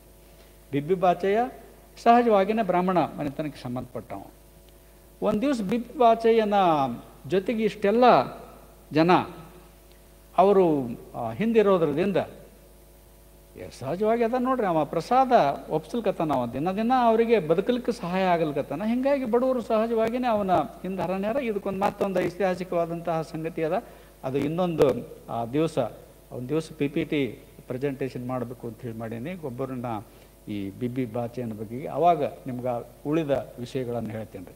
ಈಗ ಸಂಬಂಧಿಸಿದ ವಿಷಯ ಮಾತ್ರ, ಇದಕ್ಕೆ ಮಾತ್ರ ಸಂಬಂಧಪಟ್ಟಂತೆ ಆ ಬಿಬ್ಬಿ ಬಾಚೆಯನಿಗೆ ಅವರು ಊರೊಳಗೆ ಬಂಡಿ ತರಗೊಡಂಗಿಲ್ಲ ರೀ. ಇವೆಲ್ಲ ಬ್ರಾಹ್ಮಣರೆಲ್ಲ ಕೂಡಿ ಅದೇ ಕೇರಿಯ ಬ್ರಾಹ್ಮಣನೇ ಬಿಬ್ಬಿ ಬಾಚೆಯ. ಆದರೆ ಶರಣ ಧರ್ಮವನ್ನು ಅವ ಸ್ವೀಕಾರ ಮಾಡಿ ಹೀಗೆ ಒಬ್ಬ ಪ್ರಸಾದಿಯಾಗಿ ಕೆಲಸ ಮಾಡ್ತಾ ಇರೋದ್ರಿಂದ, ಕಾಯಕ ಮಾಡ್ತಾ ಇರೋದ್ರಿಂದ ಆ ಬ್ರಾಹ್ಮಣರೆಲ್ಲ ನೀ ಬಂಡಿನ ಇದೇನು ಎಂಜಲ್ ತಂದು ಕಿಸಿಂದ ಎಲ್ಲರಿಗೆ ಹಂಚಲ್ಕತ್ತಿದ್ದೀನಿ, ಅದಕ್ಕೆ ಎಂಜಲ ಅಂತ ಹೇಳಿ ಕಿಸಿಂದ ಹಂಗಿಸ್ತಾರೆ ರೀ ಅವರು. ಎಂಜಲ್ ತಂದು ಹಂಗಿಸ್ಲ್ಕತ್ತಿಯಲ್ಲ ನೀ, ಇದನ್ನು ತರಬೇಡ ನಮ್ಮ ಊರೊಳಗೆ, ಇದು ಅಪಶಕುನ, ಇದು ತರಬೇಡ ಅಂತ ಹೇಳಿ ಅಂದ್ಕೊಳ್ಳೇ ಬಿಬ್ಬಿ ಬಾಚೆನ ಅನುವಾದ ಅವನ ಫಾಲೋವರ್ಸ್ ಮತ್ತು ಈ ಬ್ರಾಹ್ಮಣರ ನಡುವೆ ಒಂದು ಸಂಘರ್ಷ ನಡೀತದೆ ಕಾಣಿಸ್ತದೆ. ಅಲ್ಲಿ ಪ್ರಸಾದದ ಮಹತ್ವ ಹೇಳೋ ಸಲುವಾಗಿ ಬಿಬ್ಬಿ ಬಾಚೆಯನ ಕಥೆಯೊಳಗೆ ಬಸವ ಪುರಾಣದೊಳಗೇನೆ ಅವ ಏನು ಮಾಡ್ತಾನ ಅಂತಂದ್ರೆ ಪ್ರಸಾದ ತಗೊಂಡು ಬಿಬ್ಬಿ ಬಾಚೆಯ ಈ ಬ್ರಾಹ್ಮಣರ ಮನೆಗಳ ಮೇಲೆ ಉಗ್ದ. ಅಲ್ಲಿ ಬೆಂಕಿ ಹತ್ಕೊಳ್ತು ಅಂತ. ಈ ಬೆಂಕಿಯಿಂದ ತಪ್ಪಿಸ್ಕೊಳ್ಳಿಕ್ಕೆ ಈಗ ನಮಗೆ ಬೆಂಕಿ ಹತ್ತೋಗ್ಬಿಡ್ತು, ಅಲ್ಲೇ ಒಂದು ಸಂಘರ್ಷ ಆಯಿತು ಅಂತ ಹೇಳಿ ಇಟ್ಕೊಳ್ಳೋಣ. ಈಗ ನಾವು ಹೇಳಬೇಕಾಗಿದ್ದು ಒಂದು ಸ್ವಲ್ಪ ಮುಂದ್ಕತ್ತದ ರೀ. ಈ ಬೆಂಕಿ ಹತ್ತದ ಕೂಡಲೇ ಸಹಜವಾಗಿ ಗಾಬರಿ ಆಗೋದು. ಈ ಗಾಬರಿ ಆಗಿ ಉರಿದಿಂದ ತಪ್ಪಿಸ್ಕೊಳ್ಳಿಕ್ಕೆ ಈ ಜನ ಎಲ್ಲ, ಅಂದರೆ ಆ ಬ್ರಾಹ್ಮಣ ಕೇರಿಯ ಜನ ಎಲ್ಲ ಎಲ್ಲೆಲ್ಲಿ ಹೋಗಿ ಅಡ್ಕೊಂಡು ಕುಂತರು ಅಂತ ಒಂದು ಕತೆ ಹೇಳಕ್ಕೆ, ಒಂದಿಷ್ಟು ವಿಷಯ ಹೇಳಕ್ಕೆ ಚಾಲು ಮಾಡ್ತಾನೆ ರೀ ನಾವು. ಯಾರೋ ಮನೆ ಒಳಗೆ ಹೋಗಿ ಕಿಸಿಂದ ಹೊಕ್ಕೊಂಡ್ರು, ಯಾರು ಗುಡಿ ಒಳಗೆ ಹೋಗಿ ಕಿಸಿಂದ ಹೊಕ್ಕೊಂಡ್ರು, ಯಾರು ಬಸತಿ ಒಳಗೆ ಹೋಗಿ ಕಿಸಿಂದ ಹೊಕ್ಕೊಂಡ್ರು. ಕೆಲವು ಜನ ಏನು ಮಾಡಿದ್ರು ಅಂತಂದ್ರೆ ಈ ಜಟಾಜೂಟ ಕಾಯ್ದಂತಹ ಜನ ಕಾವಿನಿಂದಾಗಿ ಅವರಿಗೆ ಕೂದಲುಗಳು ಯಾವಾಗ ಕಂದಲಿಕ್ಕೆ ಪ್ರಾರಂಭ ಆದ ನೋಡ್ರಿ, ಕಾವಾಗಲು ಪ್ರಾರಂಭ ಆಯ್ತು ನೋಡ್ರಿ, ಅವ್ರಿಗೆ ತ್ರಾಸಾಗಲು ಪ್ರಾರಂಭ ಆದ ಕೂಡಲೇ ಅವರು ಹೋಗಿ ಗಡಿಗೆ ಬಾವಿ ಒಳಗೆ ಹಾರ್ಕೊಂಡ್ರು ಅಂತ ಹೇಳಿ ಹೇಳ್ತಾನೆ. ಈ ಗಡಿಗೆ ಬಾವಿ ಅಂತನ್ನುವಂಥ ಒಂದು ಸಣ್ಣ ಮಾತೇನದ ನೋಡ್ರಿ, ಇದು ಸಂಶೋಧನೆ ಒಳಗೆ ಬಹಳ ದೊಡ್ಡ ಸಂಗತಿಯಾಗಿ ನಮ್ಗೆ ಕಾಣಿಸ್ತದೆ.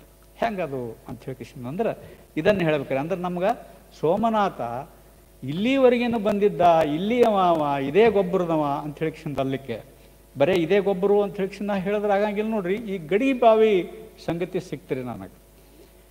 ಆ ಊರೊಳಗೆ ಬಿಬ್ಬಿ ಬಾಚೆಯನ್ನು ವಿಷಯ ಸಂಗ್ರಹ ಮಾಡ್ಕೊಳ್ಳೋಕೆ ಆ ಊರುಗಳು ಹೋದಾಗ ಆ ಊರೊಳಗೆ ಒಂದು 7 ಬಾವಿ ಬಸವಣ್ಣನ ಗುಡಿ, 7 ಬಾವಿ ಬಸವಣ್ಣನ ಗುಡಿ ಅಂತ ಒಂದು ಗುಡಿ ಅದ ರೀ. ಆ ಗುಡಿ ಹಿಂದೆ ಒಂದು ದೊಡ್ಡ ಹೊಂಡ ಅದ ರೀ. ಅಲ್ಲಿ ಜನ ಏನು ಹೇಳ್ತಾರ ಅಂತಂದ್ರೆ, ಇಲ್ಲ ಇವು 7 ಬಾವಿಗಳಿದ್ದು ರೀ, ಅವೆಲ್ಲ ಹಾಳು ಬಿದ್ದು ಇತ್ತೀಚೆಗೇನೆ ಹಾಳು ಬಿದ್ದು, ಅವು 71 ನಂತರ ಇದೇನು ಬರಗಾಲ ಬಂತು ನೋಡ್ರಿ, ಬರಗಾಲದಾಗೆಲ್ಲ ಅವು ಒಣಗಿ ಹೋಗಿ ಹಾಳು ಬಿದ್ದು ಹಿಂಗಾಗಿದೆ ಇದು. ಆದ್ರೆ ಅಷ್ಟು ಬರಗಾಲದೊಳಗೂ ಕೂಡ ಒಂದು ಸಣ್ಣ ಬಾವಿ ಇತ್ತು ರೀ, ಆ ಬಾವಿ ಒಣಗಿದಿಲ್ಲ. ಆ ಬಾವಿ ಹೆಸರು ಗಡಿಗೆ ಬಾವಿ ಅಂತ ಹೇಳಿದಾರೆ ಅವ್ರು. ನೋಡ್ರಿ, ಇದೊಂದು ಸಣ್ಣ ಸಂಗತಿ. ಇದು ಯಾವ ಗೊಬ್ಬರ ಅಂತ ನಮಗೆ ಖಚಿತ ಮಾಡ್ಕೊಳ್ಳಿಕ್ಕೆ ನೋಡ್ರಿ, ಇದು ಅಕಸ್ಮಾತ್ ಆಗಿ ಅವ ಬಾವಿ ಹೆಸರು ಗಡಿಗೆ ಬಾವಿ ಅಂತ ಹೇಳಿಕಿಸಿಂದ ಅನ್ನೋದ್ರದಿಂದ ಸೋಮನಾಥ ಈ ಅಗ್ರಹಾರ ಗೊಬ್ಬರಿಗೇನೆ ಸಂಬಂಧಪಟ್ಟವ ಅಂತ ಅನ್ನುವಂಥದ್ದು ನಮ್ಗೆ ಗೊತ್ತಾಗ್ತದೆ. ಈ ಗಡಿಗೆ ಬಾವಿ ಅವ ಉಲ್ಲೇಖ ಮಾಡೋದ್ರಿಂದ ಅನೇಕ ಸಮಸ್ಯೆಗಳು ಅಲ್ಲಿ ಪರಿಹಾರ ಆಗ್ತಾವ್ರಿ. ಸಂಶೋಧನೆ ಒಳಗೆ ಬಿಬ್ಬಿ ಬಾಚೆ ಯಾವರವ ಅಂತ ಅನ್ನುವಂಥದ್ದು ಸಂಶಯ ಇತ್ತು ರೀ. ಈ ಗೊಬ್ಬರವನು ಆ ಗೊಬ್ಬರವನು ಅಂತ ಸ್ಥಳೀಯ ಮಾಹಿತಿಗಳನ್ನ ಇಟ್ಕೊಂಡು ಕೆಲವೊಬ್ಬರು ಇಲ್ಲ ಇದೇ ಗೊಬ್ಬರದವ ಇವ ಅಗ್ರಹಾರ ಗೊಬ್ಬರದವನೇ ಅಂತ ಹೇಳಿ ನಂದಿದ್ರು ಅವರು. ನೋಡ್ರಿ, ಇದು ಗಡಿಗೆ ಬಾವಿ ಅಂತನ್ನುವಂಥ ಒಂದು ಸಾಮಾನ್ಯ ಸಂಗತಿ ಉಲ್ಲೇಖ ಮಾಡೋದ್ರದಿಂದ ಬಿಬ್ಬಿ ಬಾಚೆಯ ಅವದೇ ಊರವ ಅಂತನ್ನುವಂತಹ ಖಚಿತವಾಗಿ ಹೇಳಲಿಕ್ಕೆ ನಮಗೆ ಸಾಧ್ಯ ಆಗ್ತದೆ. ಮತ್ತು ಈ ಸೋಮನಾಥ ಈ ಊರಿನ ಅರಸನನ್ನು ಉದ್ದೇಶಿಸೇ ಬಸವ ಪುರಾಣವನ್ನು ಬರಲಿಕ್ಕತ್ತಾನ ಅಂತ ಹೇಳಿ ಅನ್ನಿಸ್ತದೆ ರೀ. ಯಾವಾಗ ನೋಡ್ರಿ, ಒಬ್ಬ ಅರಸನನ್ನು ಉದ್ದೇಶಿಸಿ ಕಾವ್ಯ ಬರಿತಾನ ಅಂತ ಹೇಳಿಸಿದ ಅಂದ್ರೆ ಆ ಊರಿಗೆ ಅವ ಬಂದಿರ್ತಾನ, ಅವನವನ ಸಂಬಂಧ ಬರೋಬ್ಬರಿ ಇರ್ತದ. ಒಬ್ಬ ಅರಸನ ಸಂಬಂಧದ ಅಂತ ಹೇಳಿಸಿದ ಅಂದ್ರೆ ಇವ ಮಾಡ್ತಿರುವಂತಹ ಕೆಲಸ ಶರಣರ ಚರಿತ್ರೆ ಬರೆಯುವಂಥದ್ದು, ಶರಣರು ಇರುವಂತಹ ಸ್ಥಳಗಳು ಸಿಗುವಂಥದ್ದು ಈ ಭಾಗದೊಳಗೆ. ಬಸವ ಕಲ್ಯಾಣ ಇರೋದು ಇಲ್ಲೇ ಮಗ್ಗಲೊಳಗೇನೆ. ಹೀಗಾಗಿ ಬಹುಶಃ ಅವ ಇಲ್ಲಿ ಬಂದ ನಂತರ ಕೂಡಲ ಸಂಗಮ ಆಗಿರ್ಬೋದು, ಇಂಗ್ಳೇಶ್ವರ ಆಗಿರ್ಬೋದು, ಬಾಗೇವಾಡಿ ಆಗಿರ್ಬೋದು, ಕಲ್ಯಾಣ ಆಗಿರ್ಬೋದು, ಈ ಅರಸನ ಸಂಬಂಧ ಅವನ ಜೊತೆಗೆ ಇರೋದ್ರಿಂದ ಈ ಎಲ್ಲ ಸ್ಥಳಗಳನ್ನು ಅವ ಕಣ್ಮುಟ್ಟ ನೋಡ್ಯಾನೇನೋ ಅಂತ ಹೇಳಿ ಅನ್ನಿಸ್ತದೆ. ಹೀಗಾಗಿ ಸೋಮನಾಥ ನಮ್ಮ ಭಾಗದ ಒಬ್ಬ ಅರಸ ಆಶ್ರಯ ಕೊಟ್ಟ ಒಬ್ಬ ಕವಿ ಅವ. ಆಶ್ರಯ ಅಂತ ಹೇಳಿ ನಮಗೆ ಇಲ್ಲಿ ಅಲ್ಲಿಗೆ ಬರಂಗಿಲ್ಲ ರೀ. ಅದು ಅಂದರೆ ಕವಿಯ ಜೊತೆಗೆ ಸಂಬಂಧ ಇಟ್ಕೊಂಡಂತಹ ಒಬ್ಬ ಅರಸ ಇಲ್ಲಿ ಇರೋದ್ರದಿಂದ ಮತ್ತು ಮೇಲಿನ ಮೇಲೆ ಅವ ಇಲ್ಲಿ ಬರೋದ್ರಿಂದ ನೋಡ್ರಿ, ಅವನ ಸಮಾಧಿ ಕರ್ನಾಟಕದೊಳಗೆ ಸಿಗಲ್ಕತ್ತದ. ಅವನಿಗೆ ಸಹಾಯ ಮಾಡಿದ ಒಬ್ಬ ಅರಸ ಇಲ್ಲೇ ನಮ್ಮ ಮಗಲಾಗಿನ ಹೈದರಾಬಾದ್ ಕರ್ನಾಟಕದೊಳಗೇ ಸಿಗಲ್ಕತ್ತಾನ. ಹೀಗಾಗಿ ಸೋಮನಾಥ ಬಹುಶಃ ಈ ಭಾಗದೊಳಗೆ ಅಡ್ಡಾಡಿದವ ಅಂತನ್ನುವಂಥದ್ದು ನಮ್ಗೆ ಗೊತ್ತಾಗ್ತದೆ ರೀ.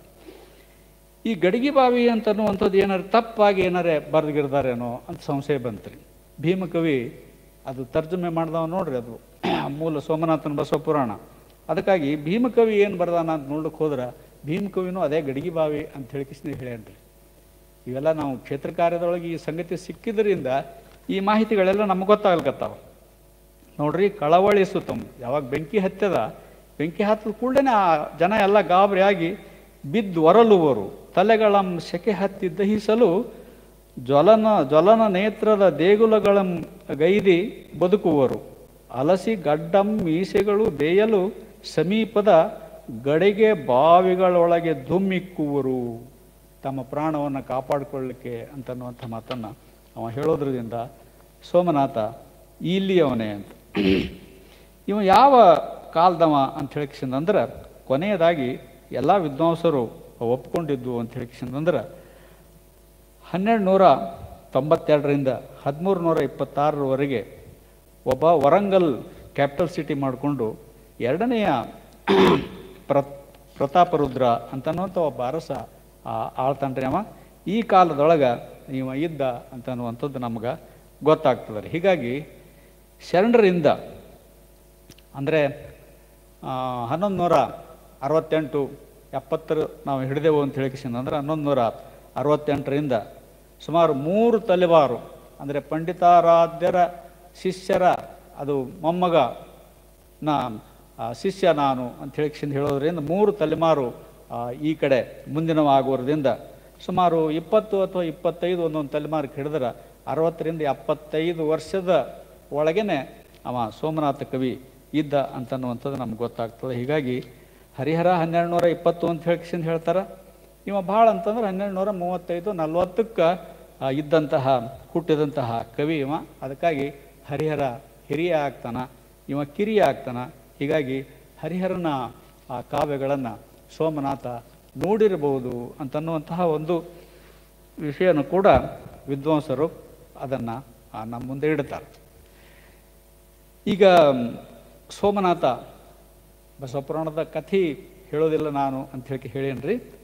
ಈ ಕಾವ್ಯದ ಭಾಳ ಮುಖ್ಯವಾದಂತಹ ಸಂಗತಿಗಳು ಏನು ಅಂತನ್ನೋದನ್ನು ನಿಮ್ಮ ಮುಂದೆ ಹೇಳಬೇಕ್ರಿ.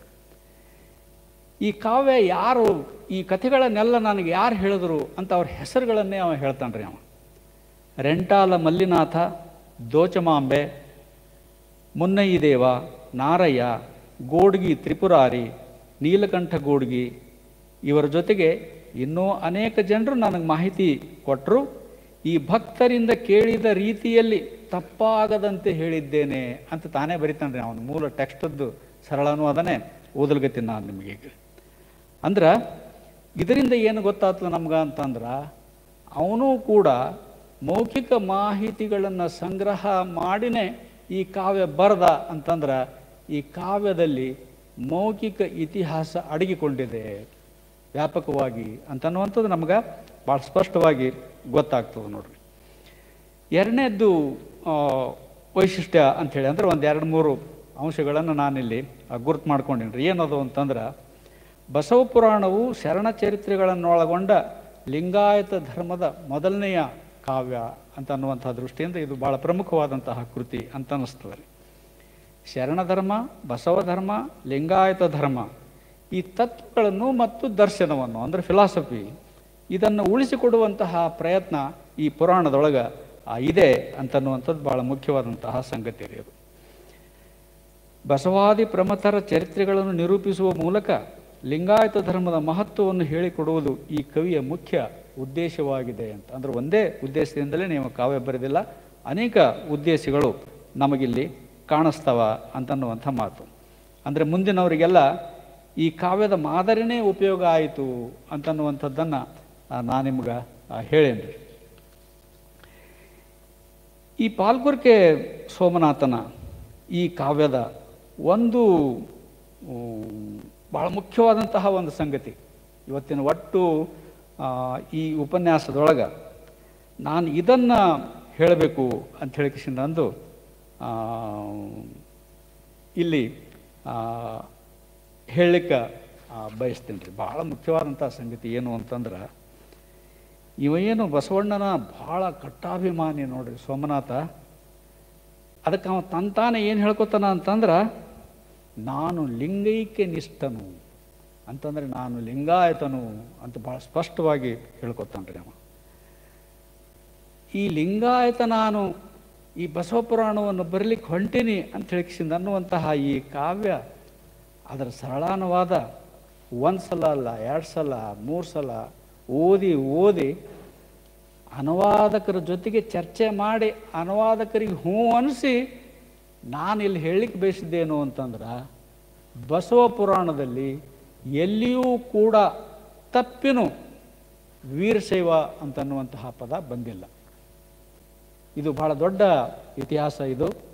ಅಂದರೆ ವೀರಶೈವ ಯಾವಾಗ ಬಂತು ಅಂತಂದ್ರೆ, ಕಲಬುರ್ಗಿ ಸರ್ ಅನೇಕ ಸಲ ಹೇಳ್ತಿದ್ರಿ ನಮಗೆ. ನಾವು ಅವ್ರ ಮಾತು ಅನೇಕ ಸಲ ಸರ್ ಹಾಗೆ ಹೇಳ್ತಾರೆ ಬಿಡು ಅಂತ ಹೇಳಿ ನೆಗ್ಲೆಕ್ಟ್ ಮಾಡ್ತಿದ್ದೆವು. ಇಲ್ಲೋ ವಚನದೊಳಗೆಲ್ಲ ವೀರಶೈವ ಅಂತ ಹೇಳಿಸಿಂದ ಏನು ಬರ್ತದಲ್ಲ ಅದು ತಿದ್ದ್ಯಾರ.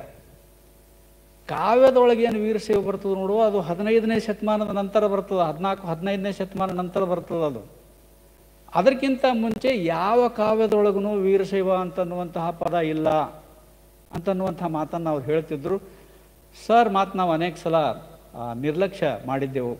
ಆದರೆ ಸ್ವತಃ ಇದನ್ನು ಅನುವಾದಕರು ಕೂಡ ಚರ್ಚೆ ಮಾಡಿ ಲೈನ್ ಕೂಡ ಒರಿಜಿನಲ್ ಓದಿಸಿ ನೋಡಿ ನಾವು ಕಂಡುಕೊಂಡಂಥ ಇದು ಒಂದು ಇದು ಇದು ಇದು ಈ ಉಪನ್ಯಾಸ ಮಾಡಲಿಕ್ಕೆ ಒಪ್ಕೊಂಡ ನಂತರ ಈಗ ಒಂದು 3-4 ದಿವಸಗಳ ಹಿಂದೆ ನಾವು ಗುರ್ತು ಮಾಡ್ಕೊಂಡಂಥ ಒಂದು ಸಂಗತಿ ಅಂತಂದ್ರೆ ಸೋಮನಾಥ ಎಲ್ಲಿಯೂ ಕೂಡ ವೀರಶೈವ ಅಂತನ್ನುವಂಥ ಪದ ಬಳಸಿಲ್ಲ.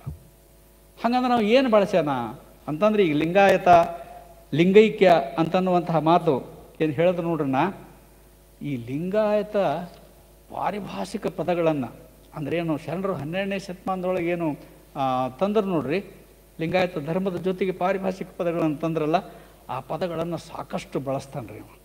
ಅವನ್ನು ನಾನು ನಿಮ್ಮ ಮುಂದೆ ಹೇಳಿ ಈ ಉಪನ್ಯಾಸವನ್ನು ಮುಗಿಸ್ತೀನಿ.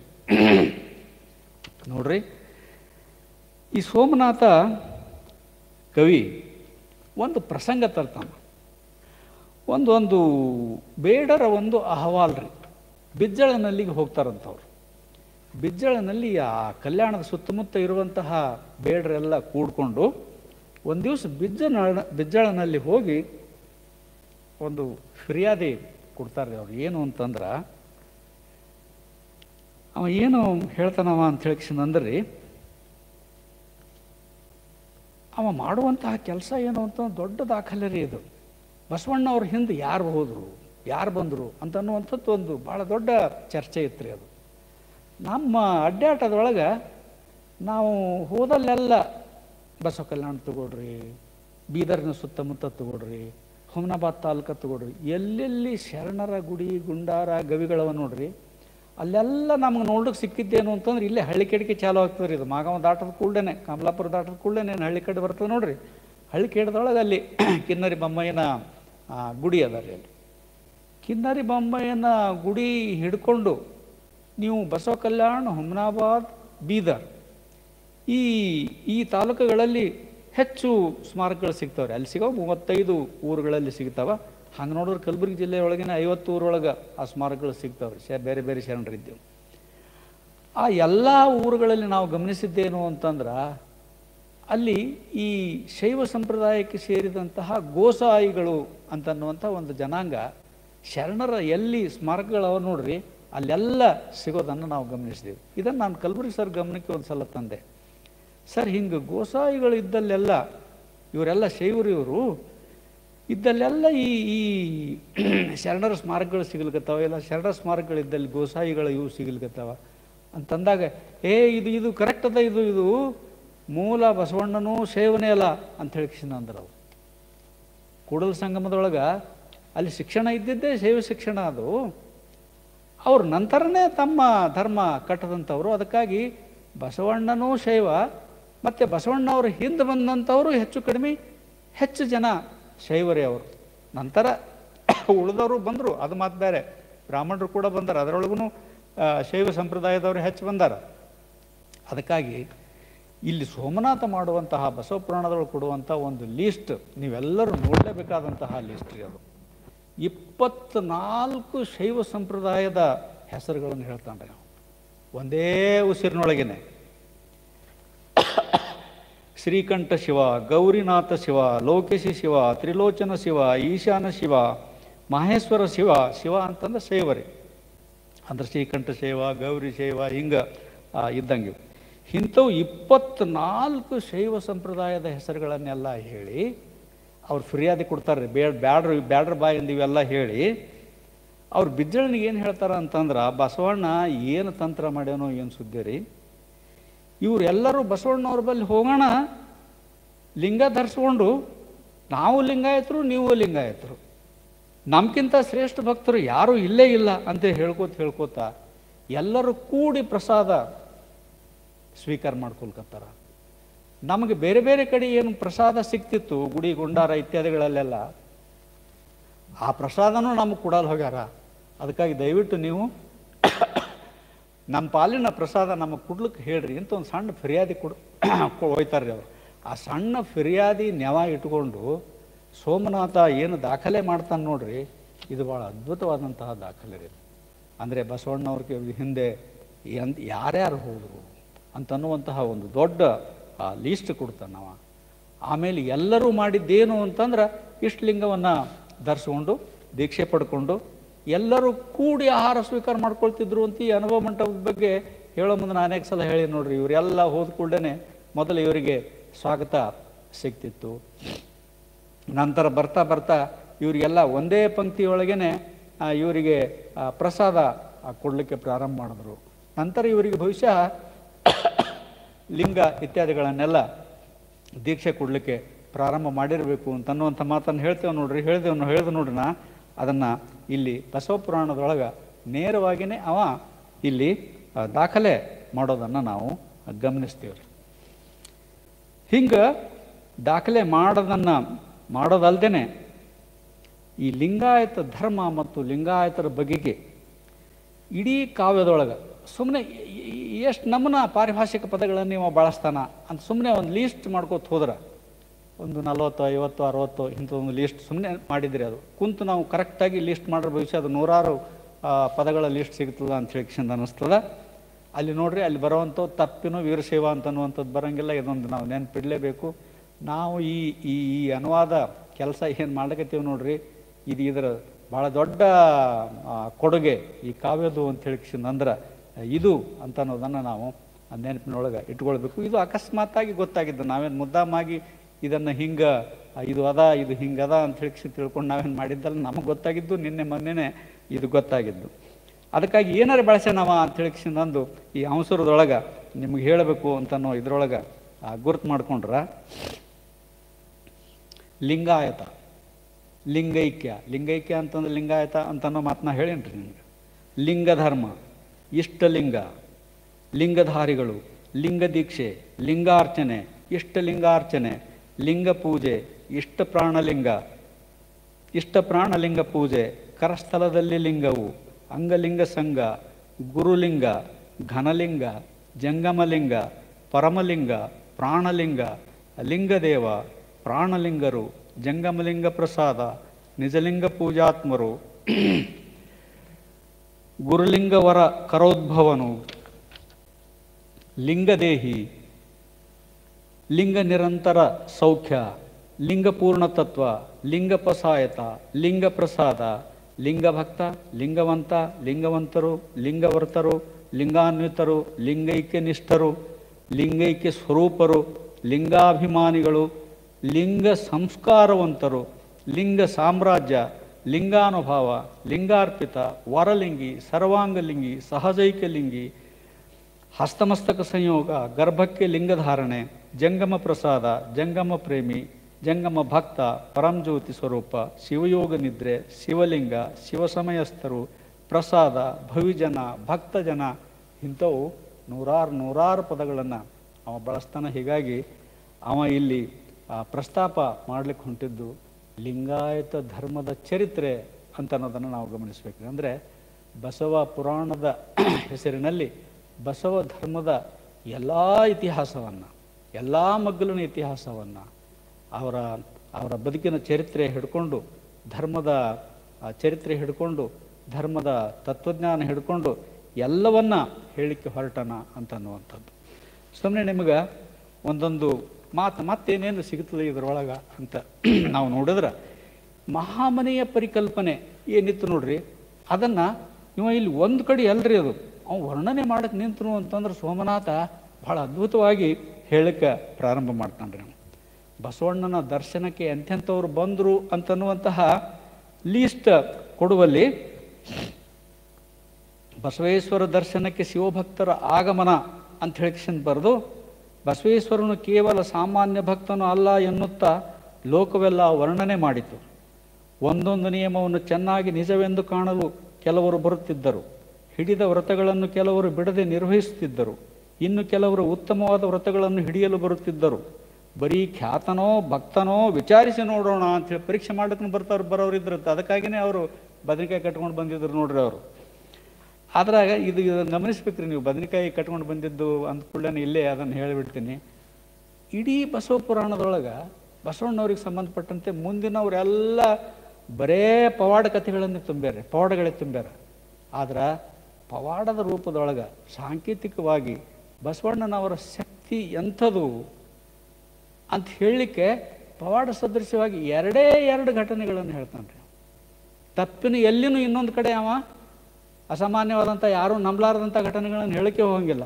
ಇದು ಬದನೆಕಾಯಿ ಪ್ರಸಂಗನೂ ಅವ ಯಾಕೆ ತರ್ತಾನ ಅಂತಂದ್ರೆ, ಬಸವಣ್ಣ ಎಂತಹ ಭಕ್ತರು ಅಂಥೇಳಿ ಅಂದ್ರೆ, ಬಸವಣ್ಣನವರ ಎದುರಿಗೆ ದರ್ಶನಕ್ಕೆ ಕಪಟಿಗಳು ಹೋದ್ರೂ ಕೂಡ ಬಸವಣ್ಣನ ಪ್ರಭಾವಕ್ಕೆ ಒಳಗಾಗಿ ಅವರು ಬಸವಾಭಿಮಾನಿಗಳಾಗಿ ಅವರು ಲಿಂಗ ಕಟ್ಕೊಂಡು ಬರ್ತಿದ್ರು ಅಂತನ್ನುವಂಥ ಮಾತು ಹೇಳೋ ಸಲುವಾಗಿಯೇ ಇದು ಆ ಬದನೆಕಾಯಿ ಕಟ್ಕೊಂಡಂತಹ ಒಂದು ಪವಾಡ ಹೇಳ್ತಾನೆ ನಾವು. ಇನ್ನೊಬ್ಬ ಬರ್ತಾನೆ, ನನಗೆ ಮುತ್ತಿನ ರಾಶಿನೇ ಬೇಕು ಅಂತ ಹೇಳಿ ಅಂದಾಗ ಈ ಜೋಳಗಳನ್ನೆಲ್ಲ ಕೊಡ್ತಾನೆ, ನಾವು ಮುತ್ತುಗಳಾಗ್ತವ ಅಂತನ್ನುವಂಥ ಮಾತು ಬಂದಾಗೂ ಕೂಡ ಅವನಿಗೆ ಸಂಪತ್ತಿನ ಕೊರತೆ ಇರಲಿಲ್ಲ ಬಸವಣ್ಣವರಿಗೆ ಅಂತನ್ನುವಂಥ ಒಂದು ಸಾಂಕೇತಿಕ ಅರ್ಥ ಅಲ್ಲಿ ಬರುವಂಗೆ. ಇವು ಎರಡು ಬಿಟ್ಟರೆ ಎಲ್ಲಿನೂ ಕೂಡ ಪವಾಡ ಸದೃಶವಾದಂತಹ ಒಂದು ಘಟನೆಯನ್ನು ಕೂಡ ಅವ ತಪ್ಪಿನೂ ಇದರೊಳಗೆ ಹೇಳಂಗಿಲ್ರಿ. ಹೀಗಾಗಿ ಇದು ಅಪ್ಪಟ ಇದೊಂದು ಇತಿಹಾಸದ ಕೃತಿ ಅಂತಲೇ ನಾವು ನೋಡ್ಬೇಕ್ರಿ. ನೋಡ್ರಿ, ಅಲ್ಲೆಲ್ಲ ಯಾರ್ಯಾರು ಬಂದರು ಅಂತ ದೊಡ್ಡ ಆ ಲಿಸ್ಟೇ ಕೊಡ್ತಾನವ. ನಾ ಸುಮ್ಮನೆ ಕೊನೆಯದು ಒಂದು 4 ಸಾಲ ಓದ್ತೀನಿ ನಿಮ್ಗೆ. ಅಲ್ಲಿ ಯಾರ್ಯಾರು ಬಂದರು, ಬಸವಣ್ಣವ್ರ ಮಹಾಮನೆಗೆ ಎಂತೆಂಥವ್ರು ಬರ್ತಿದ್ರು ಅಂತಂದ್ರೆ, ನಟರು, ಗಾಯಕರು, ನವರಸಾತ್ಮಕರು, ಪಟುತರ ಕಲಾವಿದರು, ಬಹುಶಾಸ್ತ್ರವಿದರು, ವಾದಿಗಳು, ತಾರ್ಕಿಕರು, ವರಕವಿಗಳು, ತತ್ವವೇದಿಗಳು, ವೇದಾರ್ಥವಾದಿಗಳು ಮೊದಲಾಗಿ ಅನೇಕರು ಅಲ್ಲಲ್ಲಿ ಹೀಗೆ ನಡೆದು ಬರುತ್ತಿದ್ದರೆ ಭೂಮಿ ಬಗ್ಗುವ ಸ್ಥಿತಿ ಉಂಟಾಯಿತು ಅಂತ ಹೇಳಿಸಿದಂತಂದ್ರೆ, ಎಷ್ಟು ಜನ ಬಸವಣ್ಣವರಿಗೆ ಭೇಟಿ ಆಗ್ಲಿಕ್ಕೆ ಬಂದರು ಅಂತ ಹೇಳಿಸಿದಂದ್ರೆ ಭೂಮಿಗೆ ಅದು ಬಗ್ಗುವಂಥ ಸ್ಥಿತಿ ಬಂತು. ಅಷ್ಟೊಂದು ಜನ ತಂಡವಾಗಿ ಬಸವಣ್ಣವರಿಗೆ ಭೇಟಿಯಾಗಲಿಕ್ಕೆ ಬರ್ತಿದ್ರು. ಭೇಟಿಯಾದವ್ರು ಯಾರೂ ಹಾಗೆ ಹೋಗಿಲ್ಲ, ಎಲ್ಲರೂ ಬಸವಣ್ಣವರ ಅನುಯಾಯಿಗಳಾಗ್ಯಾರ, ಎಲ್ಲರೂ ಇಷ್ಟಲಿಂಗವನ್ನು ಕಟ್ಕೊಂಡಾರ, ಎಲ್ಲರೂ ಲಿಂಗಾಯತರಾಗ್ಯಾರ ಅಂತನ್ನುವಂತಹ ಮಾತನ್ನು ಅವನಿಗೆ ಹೇಳಬೇಕಾಗ್ಯದ. ಹೀಗಾಗಿ ಅವ ಈ ಮಾತುಗಳನ್ನು ಹೇಳ್ತಾನೆ. ಮತ್ತು ಈ ಮಹಾಮನೆಯ ವರ್ಣನೆಯೊಳಗೆ ಯಾರ್ಯಾರು ಬಂದರು ಅಂತ ಹೇಳ್ತಾನೆ ರೀ. ಬಂದವರಿಗೆ ಬಸವಣ್ಣವರು ಹೆಂಗೆ ಎಷ್ಟು ಗೌರವದಿಂದ ಸ್ವಾಗತ ಮಾಡಿದ್ರು ಅಂತನ್ನುವಂತಹ ಮಾತನ್ನು ಕೂಡ, ಅವರು ಬರುವ ದಾರಿಯಲ್ಲಿ ಕಸ್ತೂರಿಯಿಂದ ಸಾರಿಸಲಾಗಿತ್ತು ಇತ್ಯಾದಿ ಧ್ವಜಗಳನ್ನು ಊರಿದ್ರು, ಅವರಿಗೆ ಹಂಗೆ ಸ್ವಾಗತ ಮಾಡಿದ್ರು. ಹಿಂಗೆ ಆ ಸ್ವಾಗತ ಮಾಡೋದೇ ಒಂದು ಪುಟದಷ್ಟು ವರ್ಣನೆ ಮಾಡ್ತಾನೆ ರೀ. ಮತ್ತು ಸ್ವಾಗತ ಮಾಡ್ಕೊಂಡ ನಂತರ ಒಳಗೆ ಕರ್ಕೊಂಡ ನಂತರ ಬಸವಣ್ಣವರು ಅವರಿಗೆ ನೀರು ಕೊಡುವಂಥದ್ದು, ಅವರಿಗೆ ನಮಸ್ಕಾರ ಮಾಡುವಂಥದ್ದು, ಇವೆಲ್ಲ ವರ್ಣನೆಗಳನ್ನು ಭಾಳ ದೀರ್ಘವಾಗಿ ಮಾಡ್ತಾನೆ ರೀ.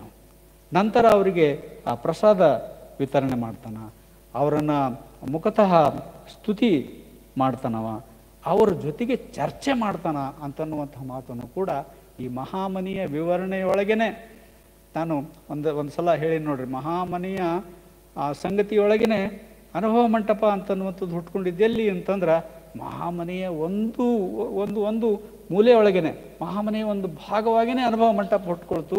ಅದು ಬಂದವರ ಜೊತೆಗೆ, ಭಕ್ತರ ಜೊತೆಗೆ ಬಸವಣ್ಣವರು ಈ ಚರ್ಚೆ, ತಾತ್ವಿಕವಾದಂತಹ ಚರ್ಚೆಯನ್ನು ಮಾಡ್ತಿದ್ರು. ಆ ಚರ್ಚೆಯಿಂದಲೇ ಹುಟ್ಕೊಳ್ತು ಅಂತನ್ನುವಂಥ ಮಾತನ್ನ ಹೇಳಿದೆ ನೋಡ್ರಿ.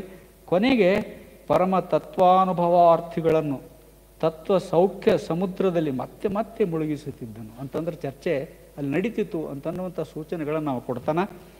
ಮತ್ತು ಇಂಥದಕ್ಕೆ ಈ ಅನುಭವ ಮಂಟಪ ಅಂತ ನಾವೇನು ಇವತ್ತು ಅಲ್ಲಗತ್ತೀವಿ ನೋಡ್ರಿ. ಈ ಅನುಭವ ಮಂಟಪದ ಕಲ್ಪನೆ ಕೊಡುವಂತಹ ಪದಗಳನ್ನು ಭಾಳ ಮುಖ್ಯವಾಗಿ ಇವನೇ ಬಳಸ್ತಾನೆ. ಮೊದಲನೇದಾಗಿ ಇದನ್ನು ನಾವು ಗಮನಿಸಬೇಕು. ಹರಿಹರನ ಬಳಸ್ಯಾನ. ಇಲ್ಲಿ ಇಷ್ಟೆಲ್ಲ ಮಹಾಮನಿಯ ಕಲ್ಪನೆ ಕೊಟ್ಟು ಬಸವನೆಂಬ ಭಕ್ತನು ಅಂದರೆ ಅನುಭವ ಮಂಟಪದ ಕಲ್ಪನೆ ಕೊಡುವಂತಹ ಆ ಸಾಲು ನೋಡ್ರಿ. ಬಸವನೆಂಬ ಭಕ್ತನು ಸದ್ಭಕ್ತಿಯನ್ನು ಬೆಳಗಿಸುವುದಕ್ಕಾಗಿ ಭೂಮಿಗೆ ಬಂದಿದ್ದಾನೆ. ನೀನು ಆತನ ಉದಿತ ಗೋಷ್ಠಿ, ಸದ್ಗೋಷ್ಠಿಯ ಉನ್ನತ ಸುಖದ ಸಮುದ್ರದಲ್ಲಿ ಓಲಾಡುತ್ತಾ ಪರಮ ಶಿವಾಚಾರ ಸರಣಿ ಸಿದ್ಧಿಸುವಂತೆ ಈ ಭೂಮಿಯಲ್ಲಿ ವರ್ತಿಸಬೇಕು ಅಂತ ಸಕಲೇಶ್ ಮಾದರಸ ಶ್ರೀಶೈಲದೊಳಗೆ ತಪಶ್ಚಕ್ಕ ಹೋಗಿರ್ತಾನೆ. ಅಲ್ಲಿಂದ ಬರಬೇಕಾದ್ರೆ ಅವನ ಮನಸ್ಸಿಗೆ ಹಿಂಗೆ ಅನಿಸ್ತು ಅಂಥೇಳಿ ಕಾಣಿಸ್ತದ, ಶಿವ ಹಿಂಗೆ ಹೇಳ್ದ ಅಂತ ಆ ಕವಿ ಬರಿತಾನ್ರಿ ಅವ ಅಷ್ಟೇ. ಹೀಗಾಗಿ ಇನ್ನೊಂದು ಕಡೆ ಬರಿತಾನವ. ಇನ್ನೊಂದು ಕಡೆ ಬರಿತಾ ವಿಶೇಷ ತತ್ವಾನುಭವ ಭವ್ಯ ಗೋಷ್ಠಿ ಅಂತ ಕಿನ್ನರಿ ಬೊಮ್ಮಯ್ಯನ ಕಥೆಯೊಳಗೆ ಕಿನ್ನರಿ ಬೊಮ್ಮಯ್ಯನ ಬರಮಾಡಿಕೊಂಡು ಅವನ ಜೊತೆಗೆ ಚರ್ಚೆ ಮಾಡ್ತಿದ್ದನಂತ್ರಿ ಅವ. ಕಿನ್ನರಿ ಬೊಮ್ಮಯ್ಯನ ಜೊತೆಗೆ ಚರ್ಚೆ ಮಾಡೋ ಮುಂದೆ ಈ ಮಾತನ್ನು ಬಳಸ್ತಾನೆ. ಹೀಗಾಗಿ ಅವನಲ್ಲಿ ಮಹಾಮನೆಯ ಕಲ್ಪನೆಯನ್ನು ಕೂಡ ಬರ್ತದೆ, ಮತ್ತು ಅನುಭವ ಮಂಟಪದ ಕಲ್ಪನೆಯನ್ನು ಕೂಡ ಬರ್ತದ ಅಂತನ್ನುವಂಥ ಮಾತನ್ನು ನಾವು ಗಮನಿಸ್ತೇವೆ. ಅದ್ರಾಗ ಅಲ್ಲಂ ಪ್ರಭು ಶೂನ್ಯಪೀಠ ಏರಿದ ಸಂಗತಿನೂ ಕೂಡ ಅವ ಒಂದು ಸಾಲಿನೊಳಗೆ ಚರ್ಚೆ ಮಾಡ್ತಾನವ, ದಾಖಲೆ ಮಾಡ್ತಾನವ. ಅಲ್ಲಂ ಪ್ರಭು ಸುರುಚಿರ ರತ್ನಗಳ ಕಾಂತಿ ಸಮೂಹದಿಂದ ಒಪ್ಪುತ್ತಿರುವ ಸ್ವರ್ಣ ಸಿಂಹಾಸನದ ಮೇಲೆ ಆಸೀನನಾದನು ಅಂತನ್ನುವಂಥ ಮಾತನ್ನು ಅಲ್ಲಿ ಹೇಳಿ ಅದು ಹೆಂಗೆ ಆಯಿತು ಅಂತನ್ನುವಂಥ ಮಾತನ್ನು ಅವ ಹೇಳ್ತಾನೆ. ಇನ್ನು ಇವ ಏನು ಕಥೆಗಳು ಬಳಸ್ಕೋತಾನೆ ನೋಡ್ರಿ, ಈ ಕಥೆಗಳು ಬಳಸ್ಕೊಳ್ಳೋದು ಶರಣರ 46 ಕಥೆಗಳನ್ನು ಇದರೊಳಗೆ ಬಳಸ್ಕೊಂಡಾಗ ಇದು ಇಷ್ಟನ್ನೇ ಮಾತಾಡೋಣ ನಾವು. 200 ಜನ, ನಾನು ಎಕ್ಸಾಕ್ಟಾಗಿ ಎಣಿಸಿದ್ದು ಅಂದ್ರೆ ಕರೆಕ್ಟಾಗಿ ಇನ್ನೂ ಎಣಿಸಿದ್ರೆ 200 ಮೇಲೆ ಸಿಗ್ತಾವೆ ಕಾಣಿಸ್ತದ. ನನಗೆ ಅವಸರೊಳಗೆ ಲಿಸ್ಟ್ ಮಾಡಿದ್ದು ನಾ ಲಿಸ್ಟೇ ತಂದೀನಿ ರೀ. ಇಲ್ಲಿ ಸುಮಾರು 200 ಜನರ 190 ಜನರ ಒಂದು ಲೀಸ್ಟ್ ನನ್ನ ಕಡೆ ಒಂದು 2-3 ದಿನನೇ ಕುಂತು ನೋಡಿದಾಗ ಸಿಗ್ತದೆ. ಈ 200 ಜನರ ಲೀಸ್ಟಿನ ಜೊತೆಗೆ ಇನ್ನೊಂದು ಲೀಸ್ಟ್ ಕೊಡ್ತಾನೆ ರೀ ಅವ. ಇದು ನೋಡ್ರಿ, ಇದು ಭಾಳ ಮುಖ್ಯವಾದಂತಹ ಸಂಗತಿಗಳೆಲ್ಲ ಇವು. ಯಾರ್ಯಾರು ಯಾವ್ಯಾವ ಕಾಯಕ ಮಾಡ್ತಿದ್ರು ಅಂತನ್ನುವಂತಹ ಒಂದು ಲೀಸ್ಟ್ ಕೊಡ್ತಾನೆ ರೀ ಅವ. ಅಲ್ಲಿ ನಾವು ನೋಡ್ಕೋತ ಹೋದೆವು ಅಂತ ಹೇಳಿಸಿದಂದ್ರೆ ನೋಡ್ರಿ, ಅವ ಕಿನ್ನರಿ ಬ್ರಹ್ಮಯ್ಯ ಬೊಕ್ಕಸದ ಅಧಿಕಾರಿ ಅಂತ ಹೇಳಿ ಅಂತ ನಾವು, ಕುಂಬಾರ ಗುಂಡಯ್ಯ ಕುಂಬಾರನು, ಗೋಡೆಗೆ ಸುಣ್ಣ ಬಳಿಯುವವನು ಗೋಡೆಗಳ ಮಲ್ಲಯ್ಯ,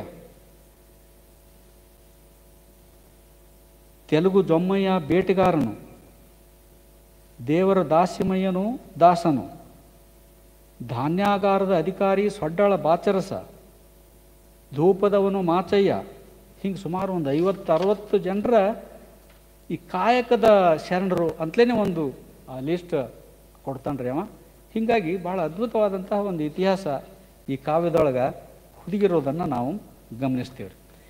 ಈಗ ಒಂದು ಸುಮ್ಮನೆ ನಿಮಗೆ ಕತೆ ಹೇಳಿ ಅವ ಹೆಂಗೆ ಈ ಶರಣರ ಚರಿತ್ರೆಗಳನ್ನು ಎಷ್ಟು ಗೌರವದಿಂದ ಬಳಸ್ತಾನೆ ಇಲ್ಲಿ ಅಂತ ಅನ್ನೋದನ್ನು ಹೇಳಿ ನನ್ನ ಯಾವ ರೀತಿಯೊಳಗಿರ್ತದ ಅಂತ ಅನ್ನೋದು ಮುಗ್ಧ ಸಂಗಯ್ಯನ ಕಥೆಯೊಳಗೆ ಹೇಳ್ತಾನೆ ರೀ ಅವ. ಮುಗ್ಧ ಸಂಗಯ್ಯ ಅಲ್ಲಿ ಹೋಗಿ ನೋಡ್ತಾನಂತ್ರಿ. ಅವ ಅಂತಾನ, ನಾ ಶ್ರೀಶೈಲದೊಳಗೆ ಅಡ್ಡಾಡಿದವ ಬಾಲ್ಯದೊಳಗೆ ನೋಡ್ರಿ, ಇವನ ಕಥೆಯೊಳಗೆ ಎಲ್ಲಿನೂ ಬರಂಗಿಲ್ಲದು, ಶ್ರೀಶೈಲದೊಳಗೆ ಅಡ್ಡಾಡಿದ್ದು. ಆದ್ರೆ ನಾವು ಕ್ಷೇತ್ರ ಕಾರ್ಯ ಮಾಡಿದಾಗ ನಮಗೆ ಗೊತ್ತಾಗಿದ್ದೇನು ಅಂತ ಹೇಳಿಸಿದಂದ್ರೆ ಆ ಊರವರೆಲ್ಲ ಹೇಳಿ, ದನ ಕಾಯುವ ಮುಂದೆ ಏನೋ ಒಂದು ಆಕಳ ಸಾಯ್ತದ, ಅದು ಇವನೇ ಕೊಲ್ಯಾನ ಅಂತ ಹೇಳಿಸಿಂದ ಅವನ ಮೇಲೆ ಹಾಕಿರೋದ್ರಿಂದ ಇವ ಶ್ರೀಶೈಲಕ್ಕೆ ಊರು ಬಿಟ್ಟು ಶಿವಪುರದವ್ರ ಇವ ಶ್ರೀಶೈಲಕ್ಕೆ ಹೋಗ್ಬೇಕಾದಂತಹ ಅನಿವಾರ್ಯತೆ ಉಂಟಾಗ್ತದ. ಹೀಗಾಗಿ ಅಲ್ಲಿ ಆ ಊರೊಳಗೆ ಇವ ಶ್ರೀಶೈಲಕ್ಕೆ ಹೋಗಿದ್ದ ಕತೆ ಹೇಳ್ತಾರ. ಆದರೆ ಇವ ಒಂದು ಕಡೆ ಸುಮ್ಮನೆ ಉಲ್ಲೇಖ ಮಾಡ್ತಾನೆ, ಹಂಗೆ ಅವನ ಮಾತಿನೊಳಗೆ, ನಾ ಶ್ರೀಶೈಲದೊಳಗೇನೆ ಬಾಲ್ಯದಿಂದಲೂ ಇದ್ದವ, ಎಲ್ಲಿನೂ ಇಂಥ ವಾತಾವರಣ ನೋಡಿಲ್ಲ ಅಂತಂತ ನಾವು. ಸುಳೆ ಮನೆ ಅಲಂಕಾರ ನೋಡಿ, ಇದು ಲಿಂಗ ಪೂಜೆಗೆ ಬಹಳ ಪ್ರಶಸ್ತವಾದಂತಹ ಒಂದು ಸ್ಥಳ. ಇದು ಎಂತಹ ತಪಸ್ ಮಾಡ್ಬೋದಾದಂಥ ಸ್ಥಳ ಅಂದ್ರೆ ಅವ ಮೂಲತಃ ತಪಸ್ವಿರಿ. ಅವನ ಸ್ಥಳಗಳು ಎಲ್ಲೆಲ್ಲಿ ಸಿಗ್ತಾವೆ ನೋಡ್ರಿ, ಗಡವಂತಿಯೊಳಗೇನೆ ಒಂದು ದೊಡ್ಡ ಸ್ಮಾರಕ ಗವಿ ಸಿಗ್ತದ, ಅದು ತಪಸ್ ಮಾಡ್ಯಾನಲ್ಲಿ ಅಂತ ಹೇಳಿಸಿಂದ ಹೇಳ್ತಾರೆ ಅಲ್ಲಿ ಮೌಖಿಕ ಮಾಹಿತಿ. ಇಂಗ್ಲೇಶ್ವರದ ಗುಡ್ಡದೊಳಗೆ ಅವ ತಪಸ್ ಮಾಡ್ಯಾನ ಅಂತೇಳಿ ಹೇಳ್ತಾರೆ. ಮುಗ್ಧ ಸಂಗಯ್ಯ ಮೂಲಭೂತವಾಗಿ ತಪಸ್ವಿ, ಮತ್ತು ಅವ ಶ್ರೀಶೈಲಕ್ಕೆ ಹೋಗಿ ತಪಸ್ ಮಾಡಿ ಬಂದಂತಹ ಒಬ್ಬ ಶರಣರೇ. ಅವ ಎಲ್ಲಿ ಕೂಡ್ತಾನೆ ಹೋಗಿ ಅಂತ ಹೇಳಿಸಿದಂದ್ರೆ ಆ ವಾತಾವರಣ ನೋಡಿ ಅವನಿಗೆ ಭಾಳ ಆಹ್ಲಾದ ಆಗ್ತದೆ, ಭಾಳ ಸಂತೋಷ ಆಗ್ತದೆ. ಅದಕ್ಕಾಗಿ ಅವ ಹೋಗಿ ಕುಂತಿದ್ದು ಎಲ್ಲಿ ಅಂತಂದ್ರೆ ಆ ಮಂಚದ ಅಲಂಕಾರ ನೋಡಿ, ಇದು ಶಿವ ಬಂದು ಕೂತ್ಕೊಳ್ಳುವಂತಹ ಸ್ಥಳ ಇದು, ಅದಕ್ಕಾಗಿ ನಾನಲ್ಲಿ ಕೂಡಬಾರ್ದು, ಅಲ್ಲಿ ಶಿವನ ಪೂಜೆ ಆಗ್ತದೆ, ಅಲ್ಲಿ ಶಿವ ಬಂದು ಕೂಡ್ತಾನ, ಅದಕ್ಕಾಗಿ ನಾನು ಮುಂದೆ ಕೂಡಬೇಕು ಅಂತ ಹೇಳಿಸಿದಂದು ಆ ಮಂಚಕ್ಕೆ ಮುಂದೆ ಒಂದು ಕಂಬಳಿ ಹಾಸಿದ್ರಂತ್ರಿ ಆಕೆ ಹೆಣ್ಮಗಳು. ಆ ಕಂಬಳಿ ಮೇಲೆ ಕುಂತು ಲಿಂಗ ಪೂಜೆ ಮಾಡ್ಕೊಳ್ಳೋಕೆ ಪ್ರಾರಂಭ ಮಾಡ್ತಾನ. ಆ ಹೆಣ್ಮಗಳು ಎಂತಕಿ ಅಂತಂದ್ರೆ ಪರಿವರ್ತನೆ ಆಯಿತು ಅಂತ ಅನ್ನೋ ಮಾತನ್ನು ನಾವು ಗಮನಿಸ್ಬೇಕ್ರಿ ಇಲ್ಲಿ. ಮುಗ್ಧ ಸಂಗಯ್ಯನಿಂದಾಗಿ ಅಂದರೆ ಶರಣರು ವೇಶ್ಯರ ಮನೆಗೆ ಹೋದರು ಅಂತನ್ನುವಂತಹ ಬದಲಾವಣೆ ಭಾಳ ಜನ ಮಾಡೋದನ್ನು ನಾವು ಗಮನಿಸ್ತೀವಿ. ಈ ಮಿಂಡ ಜಂಗಮರು ಅಂತಾರೆ ನೋಡ್ರಿ, ಮಿಂಡ ಅಂತ ಅನ್ನೋದಕ್ಕೆ ಈ ಅಪಾರ್ಥ ಕೊಟ್ಟೆನೆ ನಾವು ಇಂಥ ಅರ್ಥಗಳನ್ನು ಗ್ರಹಿಸಲ್ಕತ್ತೀವೇನೋ ಅಂತಂದು. ಮಿಂಡ ಅಂತಂದರೆ ಶ್ರೇಷ್ಠ ಅಂತನ್ನುವಂಥ ಅರ್ಥನೂ ಅದರಿ. ಈ ಶ್ರೇಷ್ಠ ಜಂಗಮರು ಆಗಿನ ಕಾಲಕ್ಕೆ ವೇಶ್ಯಾವೃತ್ತಿ ಅಂತನ್ನುವಂಥದ್ದು ಕಾನೂನುಬದ್ಧವಾದಂಥದ್ದು, ಸಮಾಜ ಒಪ್ಕೊಂಡಂಥದ್ದು. ಅದಕ್ಕಾಗಿ ಸಹಜವಾಗಿಯೇ ಅವ್ರು ಹೋಗ್ತಿದ್ರು. ಆದರೆ ಬಸವಣ್ಣನವರು ಈ ಮೂಲಕವಾಗಿ ಬಹುಶಃ ಸೂಳೆಯರ ಬದುಕನ್ನು ಬದಲಾಯಿಸಲಿಕ್ಕೆ ಬಹುಶಃ ಯೋಚನೆ ಮಾಡ್ಯಾರೇನೋ ಅಂಥೇಳಿ ಅನ್ನಿಸ್ತದ. ಈ ಸೂಳೆ ಸಂಕವೆಯಂತಹ ಶರಣೆಯರನ್ನು ನಾವು ಗಮನಿಸಿದೆವು ಅಂತ ಹೇಳಿಸಿದಂದ್ರೆ ಇಂತಹ ಕೆಲಸಕ್ಕೆ ಒಗ್ಗಿಕೊಂಡಂತಹ ಹೆಣ್ಮಕ್ಕಳು ಕೂಡ ಮರ್ಯಾದೆಯ ಜೀವನಕ್ಕೆ ಅವರು ಬಸವಣ್ಣವರ ಪ್ರಭಾವದಿಂದಾಗಿ ಬಂದರು ಅಂತನ್ನುವಂಥ ಭಾಳ ಮುಖ್ಯವಾದಂಥ ಸಂಗತಿ ನೀವು ಮುಗ್ಧ ಸಂಘನ ಕತೆ ಓದಲ್ಕತ್ರೇ ನಿಮ್ಗೆ ಗೊತ್ತಾಗ್ಬಿಡ್ತು. ಆ ಮುಗ್ಧ ಸಂಘ ಲಿಂಗ ಪೂಜೆ ಕುಂತಾಗ ಆ ವಿಷಯ ಹೆಣ್ಮಗಳು ಆಕಿ ಗಾಬರಿ ಆಗ್ತಾಳ್ರಿ. ಆಕಿ ಏನವ ನೀ ವಿಭತ್ತಿನ ಹಚ್ಕೊಂಡಿರಲಿಲ್ಲ, ವಿಭತ್ತಿ ಹಚ್ಕೊಂಡು ಬಾ ಇಲ್ಲಿ ಕೂಡ ಬಾ ಲಿಂಗ ಪೂಜೆ ಮಾಡ್ಕೊಳ್ಳಾರಿ ಅಂತ ಹೇಳಿಕಿಸಿನ ಅಂತ. ನಾವು ರುದ್ರಾಕ್ಷಿ ಹಾಕೊಂಡಿಲ್ಲ ನೀ ಅಂತ ಹೇಳಿಕಿಸಿನ ಅಂದ್ರೆ ಆಕಿನ ಕೊರಳಾಗಿನ ಮುತ್ತಿನ ಹಾರ ಇತ್ಯಾದಿ ಎಲ್ಲ ಇವು ಬಿಳಿ ರುದ್ರಾಕ್ಷಿಗಳು ಅಂತ ಹೇಳಿ ಹೇಳ್ತಾಳೆ ಮೊದಲ. ಆದರೆ ಮುಗ್ಧ ಸಂಘನ ಪೂಜೆ ಮುಂದುವರೆದಂಗೆ ಮುಗ್ಧ ಸಂಘನ ಪೂಜೆಗೆ ಬೇಕಾದಂಥ ಎಲ್ಲ ಸಹಾಯಕ ಸಾಮಗ್ರಿಗಳನ್ನು ತಂತಂದು ಕೊಡ್ತಾ ಕೊನೆಗೆ ಲಿಂಗ ಪೂಜೆ ಮುಗಿಯೋ ಮುಂದೆ ಪ್ರಸಾದ ಬೇಕಾದಾಗ ಪ್ರಸಾದನೂ ಕೂಡ ತಯಾರು ಮಾಡಿಕೊಡ್ತಾಳಕಿ. ಲಿಂಗ ಪೂಜೆ ಮುಗಿಯೋ ಮುಂದೆ ಮಂಗಳಾರತಿ ಆಗ್ಬೇಕಲ್ರಿ, ಆ ಮಂಗಳಾರತಿ ಆಗಬೇಕು, ಮಂಗಳದಿಂದ ಮುಗಿಬೇಕು ಅಂತ ಹೇಳಿಸಿದಂದ್ರೆ ತನ್ನ ಸಖಿಯರನ್ನೆಲ್ಲ ಕರಿತಾಳ. ಇಲ್ಲಿ ಅವ ಮಾಡುವಂಥದ್ದು ಕೆಲಸ ಏನಿಲ್ಲ ಕವಿ ಅಂತ ಹೇಳಿಸಿದಂದ್ರೆ ಎಲ್ಲ ಸಖಿಯರನ್ನು ಶರಣೆಯರ ಹೆಸರು ಹಿಡಿದು ಕರಿತಾನ್ರಿ ಅವ. ಸಂಗಳವ ಬಾ ಇಲ್ಲಿ, ಮಹಾದೇವಿ ಬಾ ಇಲ್ಲಿ, ಲಿಂಗವ್ವ ಬಾ ಇಲ್ಲಿ, ನೋಡು ನೃತ್ಯಕ್ಕೆ ಎಣಿ ಆಗ್ರಿ, ಹಾಡಲಿಕ್ಕೆ ಎಣಿ ಆಗ್ರಿ, ಲಿಂಗ ಪೂಜೆ ಮುಗಿಳ್ತಾ ಬಂತು, ಮಂಗಳಾರತಿ ಮಾಡಬೇಕಲ್ಲ, ನೀವೆಲ್ಲ ಹಾಡಬೇಕು, ನೃತ್ಯ ಮಾಡಬೇಕು, ನೀವೆಲ್ಲ ಅಣಿಯಾಗ್ರಿ ಅಂತ ಹೇಳಿಸಿದಂದು ಸೋಮನಾಥ ಆ ಸಖಿಯರನ್ನು ಶರಣೆಯರ ಹೆಸರನ್ನು ಹಿಡಿದು ಅಲ್ಲಿ ಕರಿತಾನ್ರಿ. ಭಾಳ ದೊಡ್ಡ ದಾಖಲೆ ರೀ. ಅಂದ್ರೆ ಇದು ಓದಿದಾಗ ನನಗೇನು ಅನ್ನಿಸ್ತು ಅಂತಂದ್ರೆ, ಓಹೋ ಬಸವಣ್ಣನವರು ಈ ವೇಶ್ಯೆಯರ ಬದುಕನ್ನು ಬದಲಾಯಿಸಲಿಕ್ಕೆ, ಅವರಿಗೆ ಸಹಜವಾದಂತಹ ಸಾಮಾಜಿಕ ಬದುಕಿಗೆ ಎಳ್ಕೊಂಡು ಬರಲಿಕ್ಕೆ, ಪ್ರಭಾವ ಬೀರಲಿಕ್ಕೆ ಬಹುಶಃ ಕಾರಣ ಆದ್ರೇನು ಅಂತ ಹೇಳಿಕಿಸಿಂದ ಅನ್ನಿಸ್ತದೆ ರೀ. ಇದು ಭಾಳ ದೊಡ್ಡ ಕೆಲಸ ನೋಡ್ರಿ. ಕಥೆಗಳನ್ನು ಕೆಡಿಸಿದ್ರೆ ನೀವು ಅಲ್ಲೇನೋ ಅರ್ಥ ಹೊರಡಾಗಿಲ್ಲ. ಇದ್ದ ಕಥೆನೇ ನೀವು ಗ್ರಹಿಸ್ಕೊಳ್ರಿ, ಸೋಮನಾಥ ಏನು ಹೇಳ್ತಾನ ಅಂತ ಕಿವಿ ಕೊಟ್ಟು ಕೇಳ್ರಿ, ಕಣ್ಮುಟ್ಟ ಓದ್ರಿ ನೀವು, ನಮಗೆ ಇಂತಹ ಸಂಗತಿಗಳು ಹೊಳೆಯೋದನ್ನು ನಾವು ಗಮನಿಸ್ತೀವಿ ರೀ. ಹೀಗಾಗಿ ಭಾಳ ಮುಖ್ಯವಾದಂತಹ ಒಂದು ಕಥೆ ಅದು. ಇನ್ನಷ್ಟು ಹೇಳಬೇಕು ಅಂತ ಹೇಳಿ ಮಾಡ್ಕೊಂಡಿದ್ದೆ. ಕತೆ ಇದು ವೇಳೆ ಆಗ್ತಾ ಬಂದಿರೋದ್ರದಿಂದ ಇವನ್ನೆಲ್ಲ ಬಿಟ್ಟು ಬಸವಣ್ಣವ್ರ ಹೆಸರು ಬಂದ್ರೇ ಅವನಿಗೆ ಮೈಯುಬ್ಬ ಬರ್ತದೆ ಅಂತ ಹೇಳಿದ ನೋಡ್ರಿ. ಬಿಜ್ಜಳನ ಬಾಯಿಂದ, ಅಲ್ಲಂಪ್ರಭುವಿನ ಬಾಯಿಂದ, ಇವ್ರ ಬಾಯಿಂದ ಬರುವಂತಹ ವರ್ಣನೆಗಳನ್ನು ನಾವು ಗಮನಿಸಿದ್ರೆ ಎಷ್ಟು ವಚನಗಳನ್ನ ನೀವು ಓದ್ಕೊಂಡನ ಅಂಥೇಳಿ ಅನ್ನಿಸ್ತದೆ. ಬಸವಯ್ಯ, ಬಸವಣ್ಣ, ಬಸವಕುಮಾರ, ಬಸವ, ಬಸವರಾಜ, ಬಸವಲಿಂಗವೇ ಅಂತೇಳಿ ಓದೋ ಮುಂದೆ ಬಹುಶಃ ಇವ ಹರಿಹರನ ಕಾವ್ಯ ಓದ್ಯಾನ ಅಂತೇಳಿ ಅನ್ನುವಂಥದ್ದು ಗೊತ್ತಾಗ್ತದೆ ನಮಗೆ.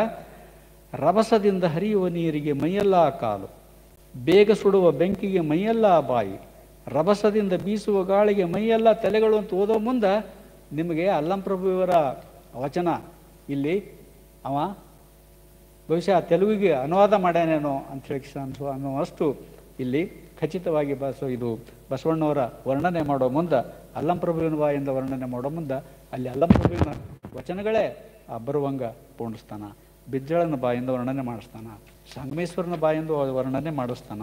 ಆಮೇಲೆ ಬಸವಣ್ಣ ಎಂತಹ ಶಪಥ ಮಾಡ್ತಾನ ಅಂತನ್ನೋ ಮುಂದೆ ಬಸವಣ್ಣವರ ವಚನಗಳದೊಳಗೆ ಏನೇನು ತಾತ್ವಿಕ ಚಿಂತನೆಗಳು ಬರ್ತಾವೆ ನೋಡ್ರಿ. ಮೂಲಭೂತವಾಗಿ ಆ ಎಲ್ಲ ತಾತ್ವಿಕ ಚಿಂತನೆಗಳನ್ನು ಇಟ್ಕೊಂಡೇ ಬಸವಣ್ಣನ ಶಪಥ ಅಂತನ್ನುವಂತಹ ಒಂದು ಹೆಡ್ಡಿಂಗ್ ಕೆಳಗಡೆ ಅವ ವರ್ಣನೆ ಮಾಡ್ತಾನ. ಈಗ ಆ ಕೊನೆಯ ಸಂಗತಿಯನ್ನು ಹೇಳಬಹುದು. ನೀವು ಬಸವಣ್ಣವ್ರು ಹೆಂಗೆ ಬಿಟ್ಟರು ಕಲ್ಯಾಣ, ಹೆಂಗೆ ಹೋದರು, ಏನಾಯಿತು ಅಂತನ್ನುವಂಥದ್ದು ಎಷ್ಟು ನಾಜುಕಾಗಿ, ಎಲ್ಲಿನೂ ಬಸವಣ್ಣವ್ರ ವ್ಯಕ್ತಿತ್ವಕ್ಕೆ ಒಂದಿಷ್ಟು ಕುಂದು ಬರಬಾರ್ದು ಆ ರೀತಿ ಒಳಗೆ ಅವ ಆ ಘಟನೆಯನ್ನು ವಿವರಣೆ ಮಾಡೋದನ್ನು ನಾವು ಗಮನಿಸ್ತೀವ್ರಿ. ಹೀಗಾಗಿ ಆ ಕೊನೆ ಅಂದರೆ ಪ್ರಾರಂಭದಿಂದ ನೀವು ಕೊನೆಯವರೆಗೂ ಎಚ್ಚರಿಕೆಯಿಂದ ಓದಬೇಕು. ಅಷ್ಟು ಒಳ್ಳೆಯ ಕವಿ, ಒಳ್ಳೆಯ ಕಾವ್ಯ ಅದು ನೋಡ್ರಿ. ನಮ್ಮ ಮುಂದಿನ ಕವಿಗಳೆಲ್ಲ ಏನು ಮಾಡ್ಯಾರ ಅಂತ ಹೇಳಿಕ್ಷನ್ ಈಗ ಇವ ಹೇಳೋದೇನು ಅಂತ ಹೇಳಿಕ್ಷಿದಂದ್ರೆ ವಿನಾಕಾರಣ, ಕಾರಣ ಇಲ್ಲೇ ಹರಳೆಯ ಮತ್ತು ಮಧುವರಸರ ಕಣ್ಣುಗಳನ್ನು ಕೀಳ್ದ. ಇಷ್ಟೇ ಹೇಳ್ತಾನ. ವಿನಾಕಾರಣವಾಗಿ ಶರಣರ ಕಣ್ಣುಗಳನ್ನು ಕೀಳಿಸ್ದ. ಇದರಿಂದಾಗಿ ಬಸವಣ್ಣವ್ರು ನೊಂದ್ಕೊಂಡ್ರು, ಉಳಿದೆಲ್ಲ ಶರಣರು ನೊಂದ್ಕೊಂಡ್ರು. ಆಮೇಲೆ ಅವರಿಗೆ ಕಣ್ಣು ಬರುವಂಗ ಮಾಡಿ, ಅಂದ್ರೆ ಅಲ್ಲಿ ಭರ್ತಿ ಮಾಡಿಬಿಡ್ತಾನ್ರಿ ಅವ, ಕಣ್ಣು ಬರುವಂಗ ಮಾಡಿ ಶರಣರೆಲ್ಲರೂ ಕೂಡಿ ಹೇಳೋ ಮಾತ್ರ ಇದು. ಬಸವಣ್ಣ ಒಬ್ಬನೇ ಹೇಳೋ ಮಾತಲ್ಲ, ಇನ್ನು ಈ ಊರಲ್ಲಿ ಇರಬಾರದು ಎಂದು ಶಂಕರನ ಭಕ್ತರು, ದಯವಿಟ್ಟು ಇದನ್ನು ಗಮನಿಸಬೇಕು. ಶಂಕರನ ಭಕ್ತರು ಅಂತಂದರೆ ಎಲ್ಲ ಶರಣರು. ಶಂಕರನ ಭಕ್ತರು ಜಗದೇವ ಮಂತ್ರಿಯನ್ನು ಕುರಿತು ನಿನಗೆ ಆಜ್ಞಾಪಿಸಿದ ಮುಂಚಿನ ಪ್ರತಿಜ್ಞೆಯನ್ನು ನೆರವೇರಿಸು, ಅಂದರೆ ಬಿಜ್ಜಳನಿಗೆ ಕೊಲ್ಲು ಅಂತನ್ನುವಂಥ ಮಾತು ಎಲ್ಲಿನೂ ಬಳಸಿಲ್ರಿ ಅವ. ನಿಮಗೆ ಮೊದಲೇ ಹೇಳಿದ ಮಾತನ್ನು ನೀನು ನೆರವೇರಿಸು ಅಂತ ಬಸವಣ್ಣವ್ರು ಹೇಳಿದ್ದಲ್ಲ ಇದು.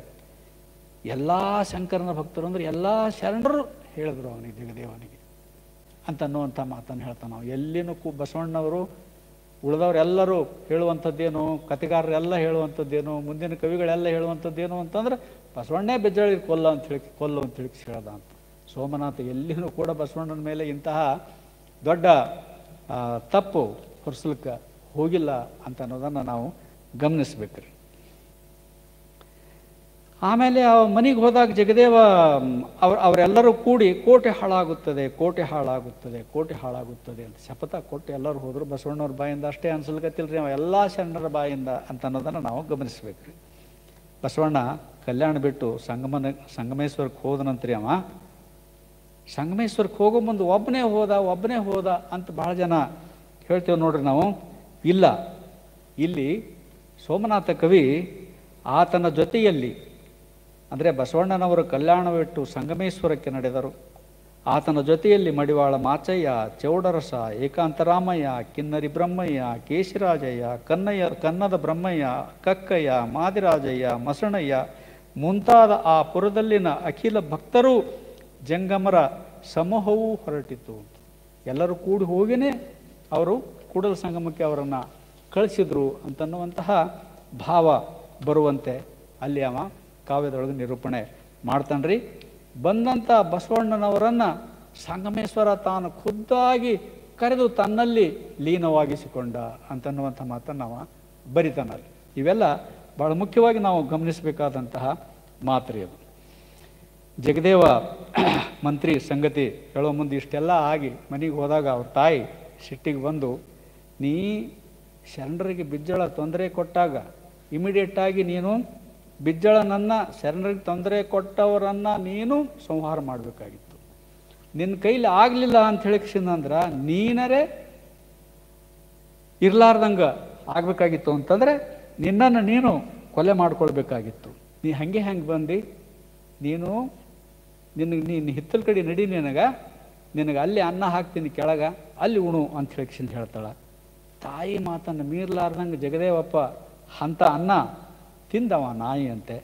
ಈ ಸುದ್ದಿ ಇಲ್ಲಿ ನೋಡ್ರಿ, ಇಲ್ಲಿ ಒಂದು ಸಣ್ಣ ತಪ್ಪುಗಳು ಸಹಜ ಆಗ್ತವೆ. ಅವನೇ ತಪ್ಪು ಮುಂದೆ ಮಲ್ಲಿಕಾರ್ಜುನ ಪಂಡಿತಾರಾಧ್ಯ ಚರಿತೆಯೊಳಗೆ ತಿದ್ದುಕೊಂಡ ನಾವು. ಅವ ಏನು ಹೇಳ್ತಾನ ಅಂತಂದ್ರೆ, ಅಲ್ಲಿ ಮೊಲ್ಲೆ ಮತ್ತು ಬ್ರಹ್ಮಯ್ಯ ಇಬ್ಬರಿಗೂ ಬೇರೆ ಬೇರೆ ಮಾಡ್ತಾನ್ರಿ ಅವ. ಆ್ಯಕ್ಚುಲಿ ಮೊಲ್ಲೆ ಬ್ರಹ್ಮಯ್ಯ ಒಬ್ಬನೇ ವ್ಯಕ್ತಿನೇ. ಆ ಸಣ್ಣ ವಯಸ್ಸಿನೊಳಗೆ 25-30 ವಯಸ್ಸಿನೊಳಗೆ ಏನೋ ಅವ ಕಾವ್ಯದ ಮಾಹಿತಿ ಸಂಗ್ರಹ ಮಾಡೋ ಮುಂದೆ ಏನಾದ್ರು ತಪ್ಪು ಮಾಹಿತಿ ಬಂದಿರಬೇಕು, ಅಥವಾ ಏನು ಕಾವ್ಯದ ಎಡಿಟಿಂಗ್ದೊಳಗೆ ಅದು ಏನು ತಪ್ಪಾಗ್ಯಾವೋ ಏನೋ ಅದು. ಮೊಲ್ಲೆ ಬ್ರಹ್ಮಯ್ಯ ಅಂತನೋ ಇಬ್ಬರು, ಹಿಂಗೆ 3 ಹೋದರು. 3 ಕೂಡಿ ಆ ಬಿಜ್ಜಳನ ಕೊಲೆ ಮಾಡಿದ್ರು ಅಂತ ಹೇಳಿಕ್ಷಿಂದ ಬರಿತಾನ್ರಿ ಅವ ಮೊದಲು. ಅದರ ನಂತರ ಅವ ಏನು ಕೊನೆಯ ಕಾಲಕ್ಕೆ ಮಲ್ಲಿಕಾರ್ಜುನ ಪಂಡಿತಾರಾಧ್ಯ ಪುರಾಣ ಬರಿತಾನೆ ನೋಡ್ರಿ. ಆ ಮಲ್ಲಿಕಾರ್ಜುನ ಪುರಾಣದೊಳಗೆ ಅಲ್ಲಿ ಮಲ್ಲೆಬೊಮ್ಮಯ್ಯ ಅಂತನ್ನುವಂಥ ಒಬ್ಬನೇ ಅಂತನ್ನುವಂಗೆ ಆ ಮಾತನ್ನು ಸೇರಿಸ್ತಾನ. ಆ ಸಾಲ ನೋಡ್ರಿ ಇಲ್ಲಿ, ಅಲ್ಲಿನ ವೀರಭದ್ರನ ಭಕ್ತರಾದ ಜಗದೇವ ಮಲ್ಲೆಬೊಮ್ಮಯ್ಯನವರು. ಇಲ್ಲಿ ಮಲ್ಲೆಬೊಮ್ಮಯ್ಯ ಬೇರೆ ಬೇರೆ ಆಗಿಲ್ಲ ನೋಡ್ರಿ. ಜಗದೇವ ಒಬ್ಬವ, ಮಲ್ಲೆಬೊಮ್ಮಯ್ಯ ಒಬ್ಬವ. ಅಲ್ಲಿ ಬಸವ ಪುರಾಣದೊಳಗೆ ಏನು ಮಾಡ್ಯಾನ ಅಂತಂದ್ರೆ, ಮಲ್ಲೆ ಒಬ್ಬವ, ಬೊಮ್ಮಯ್ಯ ಒಬ್ಬವ, ಜಗದೇವ ಒಬ್ಬವ. 3 ಮಂದಿ ಹೋಗಿ ಇದು ಬಿಜ್ಜಳನ್ನು ಕೊಲೆ ಮಾಡಿದ್ರು ಅಂತೇಳಿ ಹೇಳ್ತಾನೆ. ಬಹುಶಃ ಅದು ತಪ್ಪಾಗಿ ಮಾಹಿತಿ ಸೇರಿರಬೇಕು ಅಂತೇಳಿ ಅನ್ನಿಸ್ತದ. ಆದರೆ ಪಂಡಿತಾರಾಧ್ಯ ಪುರಾಣದ ಚರಿತ್ರೆಯೊಳಗೆ ಅವ ಜಗದೇವ ಮತ್ತು ಮಲ್ಲೆಬೊಮ್ಮ ಇಬ್ಬರೇ ಹೋಗಿ ಕೊಲ್ಲಿದರೆಂದು, ಇನ್ನು ಕಲ್ಯಾಣದಲ್ಲಿ ಇರುವುದು ಒಳ್ಳೆಯದಲ್ಲ ಅಂತ ಬಸವಣ್ಣವರು ಕೂಡಲ ಸಂಗಮಕ್ಕೆ ಹೋದರು. ಕೂಡಲ ಸಂಗಮ ಅವರನ್ನು ಕರ್ಕೊಂಡ ಅಂತ ಅನ್ನುವಂಥ ಮಾತನ್ನೇ ಅಲ್ಲಿ ಏನು ಹೇಳ್ಯಾನ, ಇಲ್ಲಿನೂ ಕೂಡ ಅದನ್ನೇ ಹೇಳ್ತಾನವ. ಹಿಂಗೆ ಈ ಕಾವ್ಯ ಕೊನೆ ಆಗ್ತದೆ. ಕೊನೆಗೆ ನಂದೊಂದು ಮಾತಿಲ್ಲಿ ಸೇರಿಸ್ಬೇಕು, ಇದನ್ನು ನಾನು ಹೇಳಿನಿ ಹಿಂದೊಮ್ಮ. ಆದ್ರೆ ಮಲ್ಲೆಬೊಮ್ಮಯ್ಯ ಅಥವಾ ಶರಣರಿಂದಾಗಿ ಬಿಜ್ಜಳನ ಕೊಲೆ ಆಯಿತು ಅಂತನ್ನೋದಕ್ಕೆ ಇವು ನಮ್ಮ ಪುರಾಣಗಳ ಬಿಟ್ರೆ ಬೇರೆ ಆಧಾರಗಳು ಎಲ್ಲಿನೂ ನಮಗೆ ಸಿಗಲ್ಲ.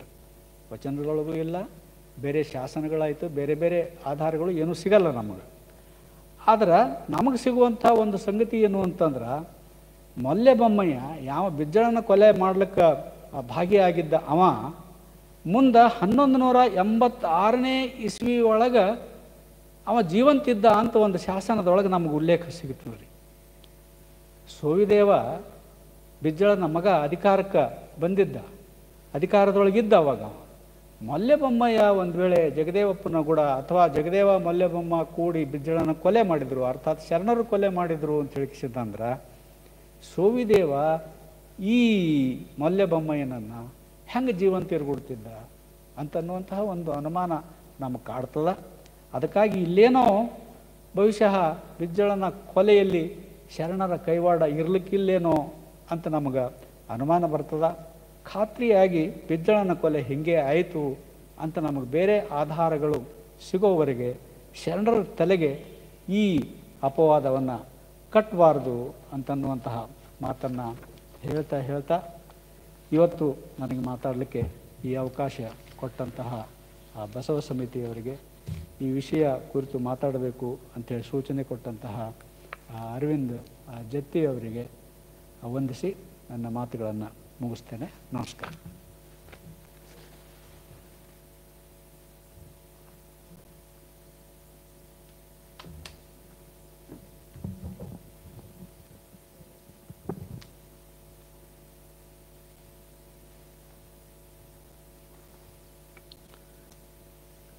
ಇದುವರೆಗೆ ಅನುಭವವನ್ನು ನೀಡಿರುವಂಥ ಡಾಕ್ಟರ್ ವೀರಣ್ಣ ದಂಡೆ ಸರ್ ಅವರು ಬಸವ ಪುರಾಣದ ಕುರಿತಾಗಿ ತುಂಬ ಸಂಶೋಧನಾತ್ಮಕ ಮತ್ತು ಮಾರ್ಮಿಕ ವಿಷಯಗಳನ್ನು ನಮ್ಮೆದುರಿಗೆ ಬಿಚ್ಚಿಟ್ಟಿದ್ದಾರೆ. ಅವರಿಗೆ ಅನಂತ ಶರಣುಗಳು. ಈಗ ಸರ್ ಅವರಿಗೆ ಗೌರವ ಸನ್ಮಾನ. ಶ್ರೀ ಬಂಡೆಪ್ಪ ಕೇಸೂರವರು ಕಲಬುರಗಿ ಬಸವ ಸಮಿತಿಯ ಸಹ ಕಾರ್ಯದರ್ಶಿಗಳು, ಅವರು ಡಾಕ್ಟರ್ ವೀರಣ್ಣ ದಂಡೆ ಸರ್ ಅವರಿಗೆ ಗೌರವಿಸಬೇಕು ಅಂತ ನಾನು ಅವರಲ್ಲಿ ವಿನಂತಿಸಿಕೊಳ್ತೇನೆ.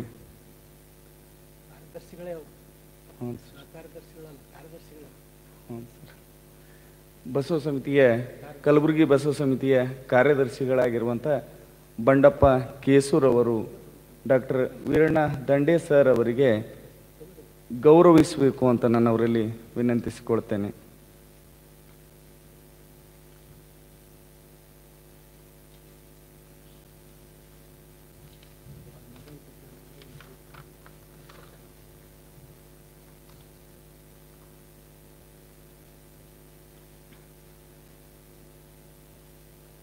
ಧನ್ಯವಾದಗಳು ಸರ್ ಅವರಿಗೆ. ಈಗ ಮುಂದಿನ ದತ್ತಿ ಕಾರ್ಯಕ್ರಮಗಳ ವಿವರವನ್ನು ನಾನು ನಿಮ್ಮೆದುರಿಗೆ ಇಡಲಿಕ್ಕೆ ಇಚ್ಛಿಸ್ತೇನೆ. ಶರಣ ಬಂಧುಗಳೇ, ದಿನಾಂಕ 22/2/2021 ಬಸವ ಸಮಿತಿ ಬೆಂಗಳೂರಿನಲ್ಲಿ ಶ್ರೀ ಶ್ರೀ ಶ್ರೀ ವೀರೇಶಾನಂದ ಸರಸ್ವತಿ ಸ್ವಾಮಿಗಳು, ಅಧ್ಯಕ್ಷರು, ರಾಮಕೃಷ್ಣ ವಿವೇಕಾನಂದ ಆಶ್ರಮ ತುಮಕೂರು ಇವರಿಂದ ಅನುಭವ. ವಿಷಯ ಶ್ರೀ ಬಸವೇಶ್ವರರು ಹಾಗೂ ಸ್ವಾಮಿ ವಿವೇಕಾನಂದರು. ಇನ್ನು ದಿನಾಂಕ 27/2/2021 ಬಸವ ಸಮಿತಿ ಧಾರವಾಡದಲ್ಲಿ ಶ್ರೀ ಶಶಿಧರ್ ಕರವೀರ ಶೆಟ್ಟರ್ ಹುಬ್ಬಳ್ಳಿಯವರಿಂದ ಅನುಭವ. ವಿಷಯ ವ್ಯಕ್ತಿತ್ವ ವಿಕಾಸ ಮಾಲಿಕೆ 12 ಆನುಭಾವಿಕ ವಿಕಾಸ ಅನ್ನುವಂಥ ವಿಷಯದ ಕುರಿತು ಮಾತನಾಡಲಿದ್ದಾರೆ. ಇನ್ನು ಕಲಬುರಗಿ ಬಸವ ಸಮಿತಿಯಲ್ಲಿ ಲಿಂಗೈಕ್ಯ ಶ್ರೀಮತಿ ನೀಲಮ್ಮ ಬಸವರಾಜ್ ಗದ್ವಾಲ್ ಹಾಗೂ ಲಿಂಗೈಕ್ಯ ಸುಭಾಷ್ ಚಂದ್ರ ಬಿ ಉಪ್ಪಿನ್ ಸ್ಮರಣಾರ್ಥವಾಗಿ ಅರಿವಿನ ಮನೆ 659ನೇಯ ದತ್ತಿ ಕಾರ್ಯಕ್ರಮ. ಅಂದು ವಚನ ಮಾಧುರ್ಯ ವಿಶೇಷ ಕಾರ್ಯಕ್ರಮ. ಕಲಾವಿದರು ಶ್ರೀಮತಿ ಅಶ್ವಿನಿ ರಾಜ್ಕುಮಾರ್ ಹಿರೇಮಠ್, ತಬಲಾ ರಾಜ್ಕುಮಾರ್ ಹಿರೇಮಠ್ ಅವರಿಂದ. ಶರಣ ಬಂಧುಗಳೇ, ಇಂದಿನ ಈ ಕಾರ್ಯಕ್ರಮವನ್ನು ಜ್ಯೋತಿ ಜಗವ ಬೆಳಗ್ಗೆ ಅನ್ನುವಂಥ ವಚನ ಪ್ರಾರ್ಥನೆಯೊಂದಿಗೆ ಮಂಗಳ ಕಾರ್ಯಕ್ರಮವನ್ನು ಮುಕ್ತಾಯಗೊಳಿಸ್ತೇವೆ.